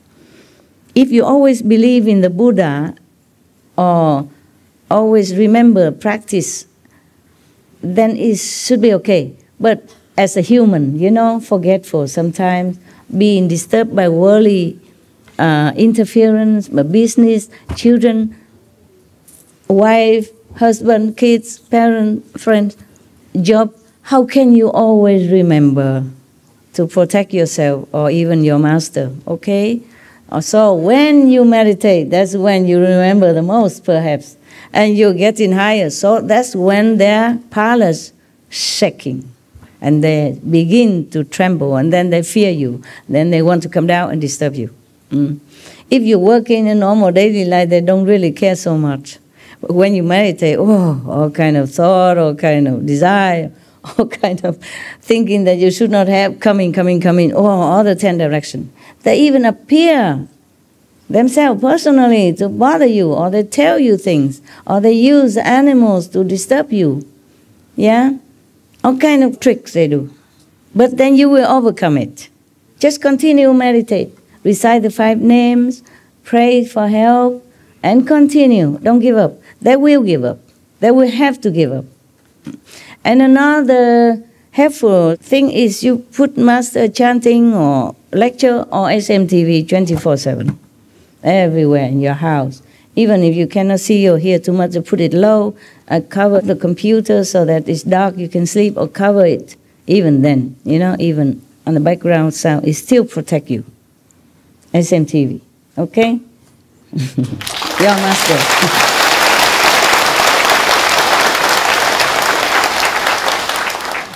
Even the demons are so fearful of SMTV. How you know? Why are you laughing? You know it? Yeah. Because even one time they tried to cheat me, the Maya. I have the SMTV on, very low volume, and I was in retreat the first day with still many of the business and disturbing things still carrying inside retreat the first few hours. Suddenly they make the SMTV so blow out of proportion voice, so scary, suddenly, whoa, a lot of very loud. And I did not even have it so loud. Yeah. So then heaven told me, they just try to disturb you. They just want to tell you to turn off the SMTV because you, I mean me, and the SMTV are forming a protective rings, around yourself and other people. They try to make the television voice blow out of proportion. Whew. And then they know I love animals. So they used one of birds outside while I was meditating. But that was the first maybe hours, and they, not afterward. I continued and they shut up. Yeah, they shut up. But they still have to want to trouble me. Yeah, they use some of the bird. That bird normally don't talk so loud. It make bird so loud like an elephant, crying in agony. There's nothing there, just a little bird. But you hear it like an elephant trumpeting in pain. Even I was thinking it's true. How can there's any elephant in my garden? There's no elephant around here. But I keep crying until I had to go out. On the retreat I should not, but I had to go out. Even I thought it is Maya illusion, but they know I love animals. They know I cannot resist, and I really cannot. So I walk out and have a look, and I even call some of the SMTV staff to come up and have a look. There's nothing. And they use all kind of tricks. And later, I don't hear no more, whatever. I keep the TV on, whatever they do. Sometimes they destroy my machines all over the house, like 6 aircon destroyed at the same time, many machines at the same time, cars, a gate broken, everything at all the same time. Every time I go on retreat, they do that. They do all different kind of things. Yeah, but the first days, and then I continue, and then later, it's no more. There's nothing more to destroy, so they quiet down, or they just know they cannot do anything much more. Even the Maya and demon are strong, but you are stronger, remember? You are the Buddha, remember that? You have Buddha inside. Call onto that Buddha, master power, to protect you all the time, the inner power, okay?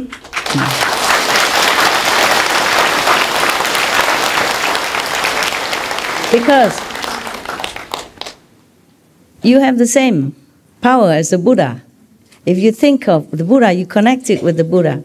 Even if you're not strong enough to protect yourself, the Buddhas protect you. The saints, all the saints in all directions. Just like a prince, he will be a king, but he's still an infant, and he's vulnerable. But his parents are king. They protect him if he calls. If they're near the parents, the kings, they protect him. Of course, even though he's just a small little king. Same thing. Maybe you're a small Buddha because you don't realize you are a prince yet. You don't realize you will inherit the kingdom and become a king powerful. But you have parents are kings, okay? Don't forget your parents.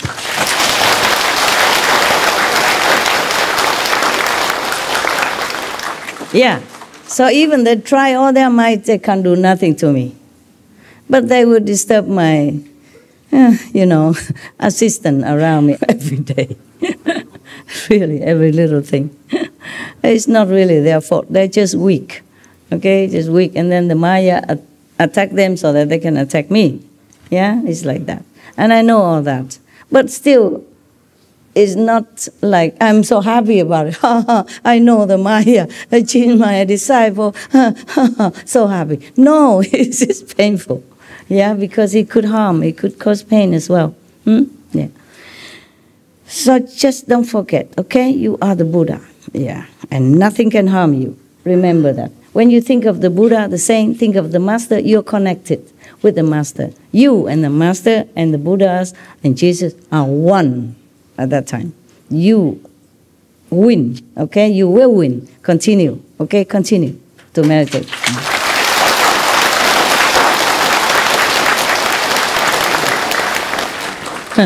You understood, huh? Thank God. Okay. The Buddha doesn't say all this in here. Whenever the Buddha say, I will say Buddha say. But I have to explain to you. You know my calendar talent, right? Okay. So the Buddha continue, huh? Although these demons possess tremendous enmity, they are in the grip of their worldly passion. While you are within wonderful enlightenment. It's a contrast to them. By the way, every word has power. You know that, right? Yes. By the experiments of these wonderful Japanese wise men, yeah? Or even by the Qigong Madame show on our TV. Even you say no problem, it still weaken your resistance. Don't say any word that is not powerful for you. You're a practitioner. What is it, love? You want to say something? Is it okay to say Ching Hai Tim Ko Tu? Oh, can do, yeah. Because I use a mantra of Ching Hai Tim Ko Tu, I love you. That's what's been going through my mind all day. Now you recite the 5 names, okay? You call whatever name you feel more powerful to you, all right? You must connect with your Buddha nature self. By knowing other Buddha, calling, addressing that Buddha, then awaken that Buddha within you more and more all the time. Not because I care what you call me. But when you address me less than the title, then it's not very beneficial to you spiritually. It's not for no reason that heaven tell me to use this title, okay? Supreme Master, it's you inside. Buddha power, yeah? God's kingdom, supreme. So now, the Buddha continue. So all these demons and ghosts, even the kings of demons, powerful in heaven, they are still imprisoned by this worldly passion and possessiveness. While you are in samadhi, you're enjoying connecting with the Buddha power, with your own Buddha nature inside, and you enjoy and you're pure, you're uplifted. Therefore, they cannot affect you any more than a blowing wind can affect light, or as if a knife cannot cut through water. Just like what I told you now, okay? When you remember you are Buddha, nothing can harm you, okay? Remember that? It's the same. Buddha likened these demons, even though they're full of hatred and power, but they cannot do anything to you if you are truly connected with the Buddha power, yeah? If you're truly sincere when you meditate. Because if they want to harm you, it's like a knife cut through the water. Nothing happened to the water, yeah? You must be strong, must be convinced, and remember the Buddha say that you have Buddha nature exactly like Buddha. Believe that.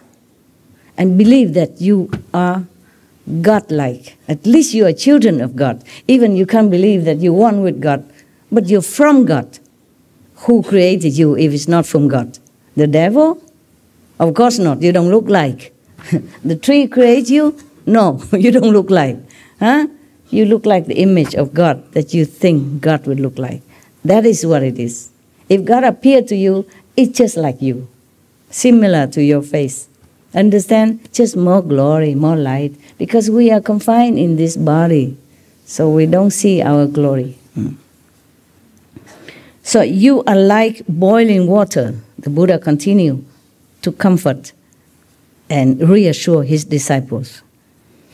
You are like boiling water, while the demons are like solid ice, which in the presence of heat soon melts away. Imagine you put a piece of ice cube into the boiling water, what happened? Gone. You are like boiling water. They are just like ice cube. They are furious. Of course, they want to destroy you. They want to disturb you, but they can't. Even if they do, it's just temporarily.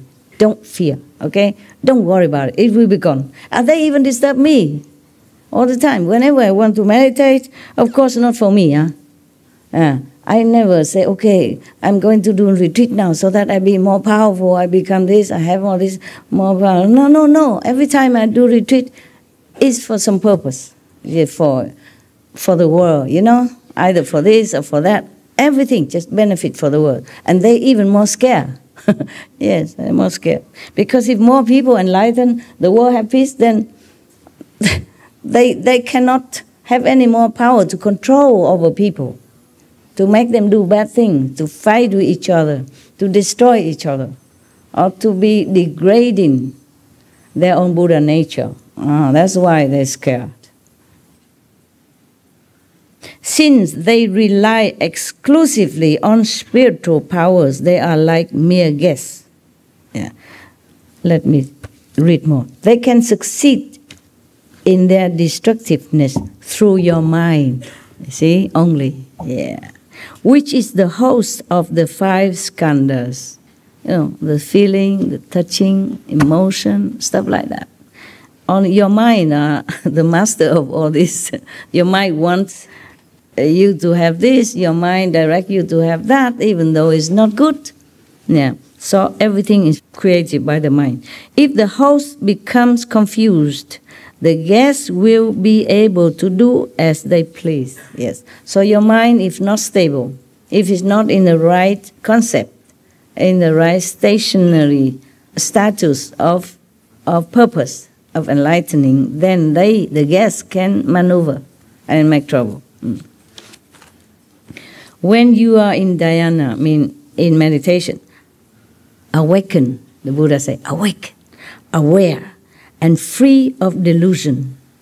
Their demonic deeds can do nothing to you. It's like that, just like above. As the skandhas dissolved, all this kind of sensation, feeling, or emotion, you left behind then, okay? You steady in samadhi, recite the 5 names. Think of God, think of your Buddha power, inner master power, then all the feeling or whatever desire you have or thinking you have will be gone. You will enter the light then. All those deviant hordes depend upon dark energy. Yes.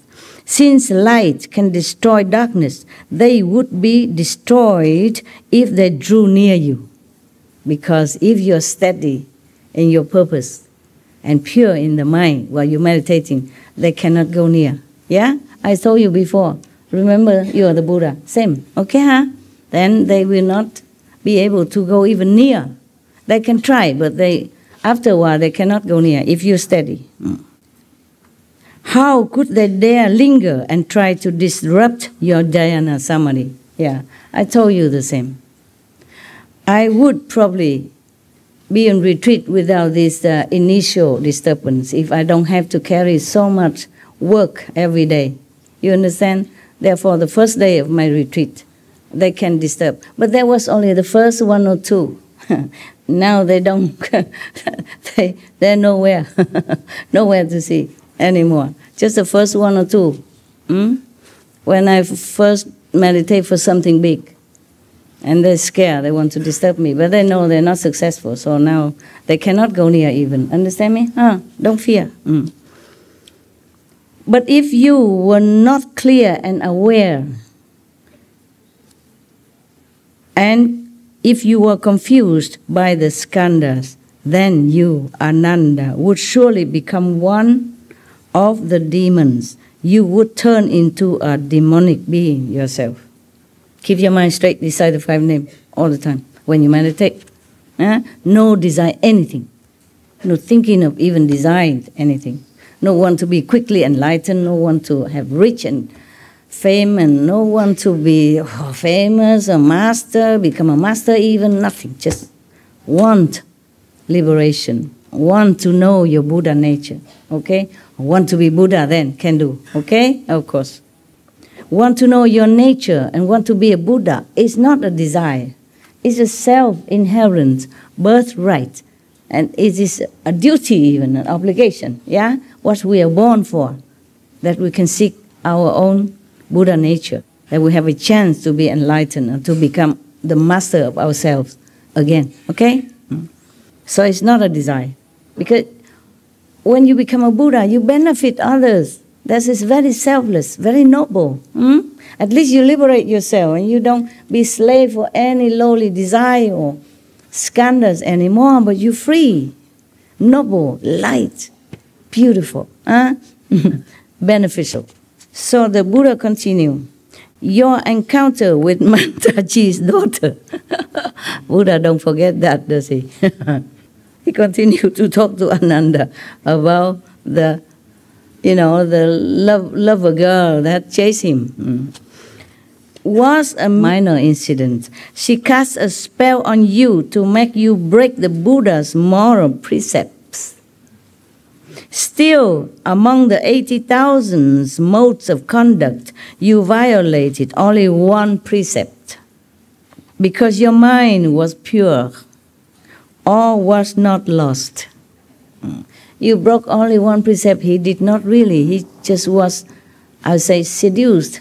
And he was not powerful enough. He did not prepare for that. Yeah? Not only because he's beautiful, but he wasn't prepared that he's going to be seduced. Yeah? He did not know that. And he did not know the mantra at that time to counter that kind of most powerful mantra in the three worlds. So the Buddha said, you broke only one precept, violate only one precept. That means maybe nearness bodily to a woman, almost gone back to the normal, like a level of man and woman, desiring and having physical pleasure and all that, almost gone. So the monk normally should not touch any woman. He violated only that. But unwillingly, it was not his fault. Yeah, it was not his fault. He was like bewitched into doing that. And at least he was so pure that he still can remember the Buddha. No one except Ananda or a monk of his kind of status would ever be able to escape this kind of mantra. Yeah, so talking about Ananda, anyone could fall into this kind of situation. If you're not strong enough, you fall, okay? Because you can't use magical power to defeat these kind of people, yeah? You just stay awake, aware, and run. That's the best. The Buddha continued to say, all was not lost, eh? He comforted Ananda. He just make an example for him to know how he could escape such a powerful mantra. Yeah, because he was pure. Now, so Buddha continued, this would be an attempt to completely destroy your precious enlightenment. Whew. Were it to succeed, you would become like the family of the senior government official who is suddenly exiled. His family wanders, bereft and alone, with no one to pity or rescue them.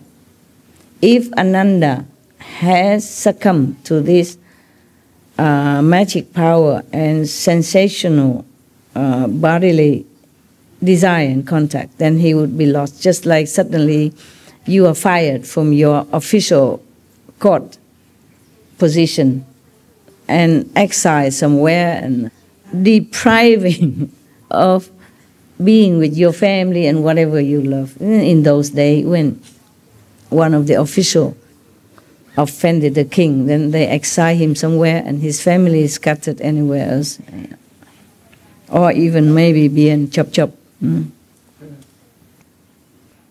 So, Ananda, you should know that as a cultivator sits in the Bodhimanda, in his place of meditation, as we talked yesterday, or any place that you chose to make it into your place of meditation, your quiet corner, be it your attic, your basement, your car, your mobile home, or your tent. That's your Bodhimanda, where you sit with determination to find your true self nature.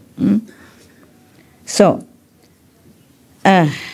you should know that a cultivator sits in a Bodhimanda. He is doing away with all thoughts, if you can.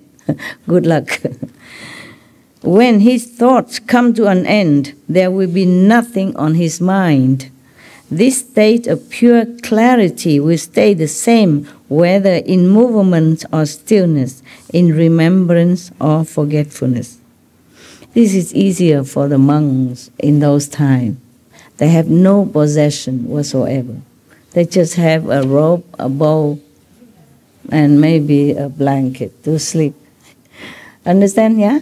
And they just went out to beg for food. If they have food, they eat. If they don't have, okay, they stay for another day. But mostly they would have. Because the Buddha has become so famous, people even come to make offering. There will be always some food in the store. And they're allowed to keep something essential for 7 days. Each month. Depends on what they need. Buddha continued. When he dwells in this place and enters samadhi, he is like a person with clear vision who finds himself in total darkness. Although his nature is wonderfully pure, his mind is still not yet illuminated. This is the region of the form of skandha. Even though he sits in samadhi very well, he is still not yet completely out of the skandhas. When you have some thought, feeling, emotional, mentally, your thought, your emotion, your desire form something in your mind. And that is still a form from feeling, from mundane. Skandha is feeling, a sensation. It's not the real Buddha's land. Okay? So the Buddha warned you like that. If his eyes become clear, he will then experience the 10 directions as an open expanse. You see visions, from the 10 directions. And the darkness will be gone. The Buddha described the inside experience. Darkness will be gone. This is then the end of the form skandha. Meaning, if your wisdom eye is clear already, then you can see real vision of different heavens in the 10 directions, or maybe Buddha's lands. At that time, then the so-called skandha forms that you have created before with your desire, your thought, your emotion, mental, imagine, etc., destroy. The real thing come already, okay? He will then be able to transcend the turbidity of kalpas. Contemplating the cause of the form skandha, one sees that false thoughts of solidity are its source. Yeah, I was right. The Buddha say, if you've seen the 10 clear universe, 10 direction vision, or Buddha's land, then you will destroy this desire form. And then the cultivator, the meditator, will see the true cause of these false scenery that he has formed in his mind. They are just false thoughts or desire. That's, solidify itself into like vision. Yeah, but it's not real. Okay, no, I'm going to I'm going to read further, one more paragraph, and then you can go rest. Yeah, because we're coming to the first demon, okay? At least. And then other demons we will introduce as the day come. Ananda, at this point, as the person intently investigates that wondrous brightness, okay, he already cleared his vision and it's a real vision coming already. At this point, the four elements will no longer function together, and soon the body will be able to transcend obstructions. You will not feel anything anymore at that time. You don't even feel you have a body, okay? Then you're okay, yeah. But this state is called the pure brightness merging into the environment. It is a temporary state in the course of cultivation and does not indicate sagehood. Even then, not yet. Sorry. Yeah, you still want to practice? Sounds very hard. Okay. If he does not think, it's okay not to worry. As long as you realize it's just a state, okay? It's not yet sainthood. It's not a complete enlightenment. Just one little step. As long as you're humble enough to recognize that, then not to worry. See, Buddha saying, if he does not think he has become a sage, then this will be a good state. No harm done. Good. One step to go up. But if he considers himself a sage, then he will be vulnerable to the demon's influence. Yeah. So whenever some of your brothers or sisters tell me he is already in such and such, I say, forget that. Don't ever think like that. Because you will not realize you are sage.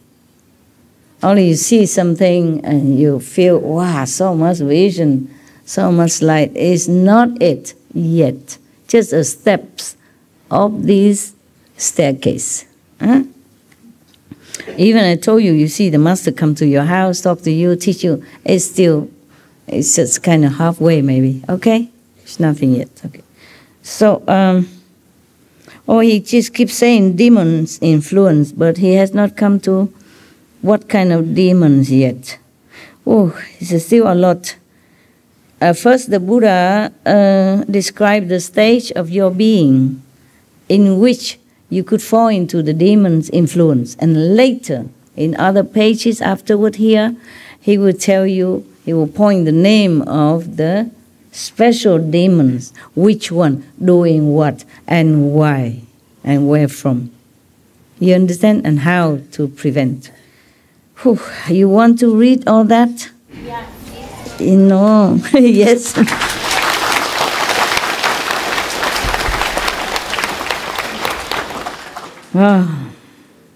There are 10 states of samadhi. Even you are in a clear vision, pureness, seeing light, vision, and all that already. You still, within the 10 states, you will still fall into the demonic influence if you are not aware. Okay, so that state that the Buddha just described is only the first one. There are 9 more, and knowing me, knowing you, it will be many hours until the 10 stage is finished. I would like to do it tomorrow. Yeah. Yes.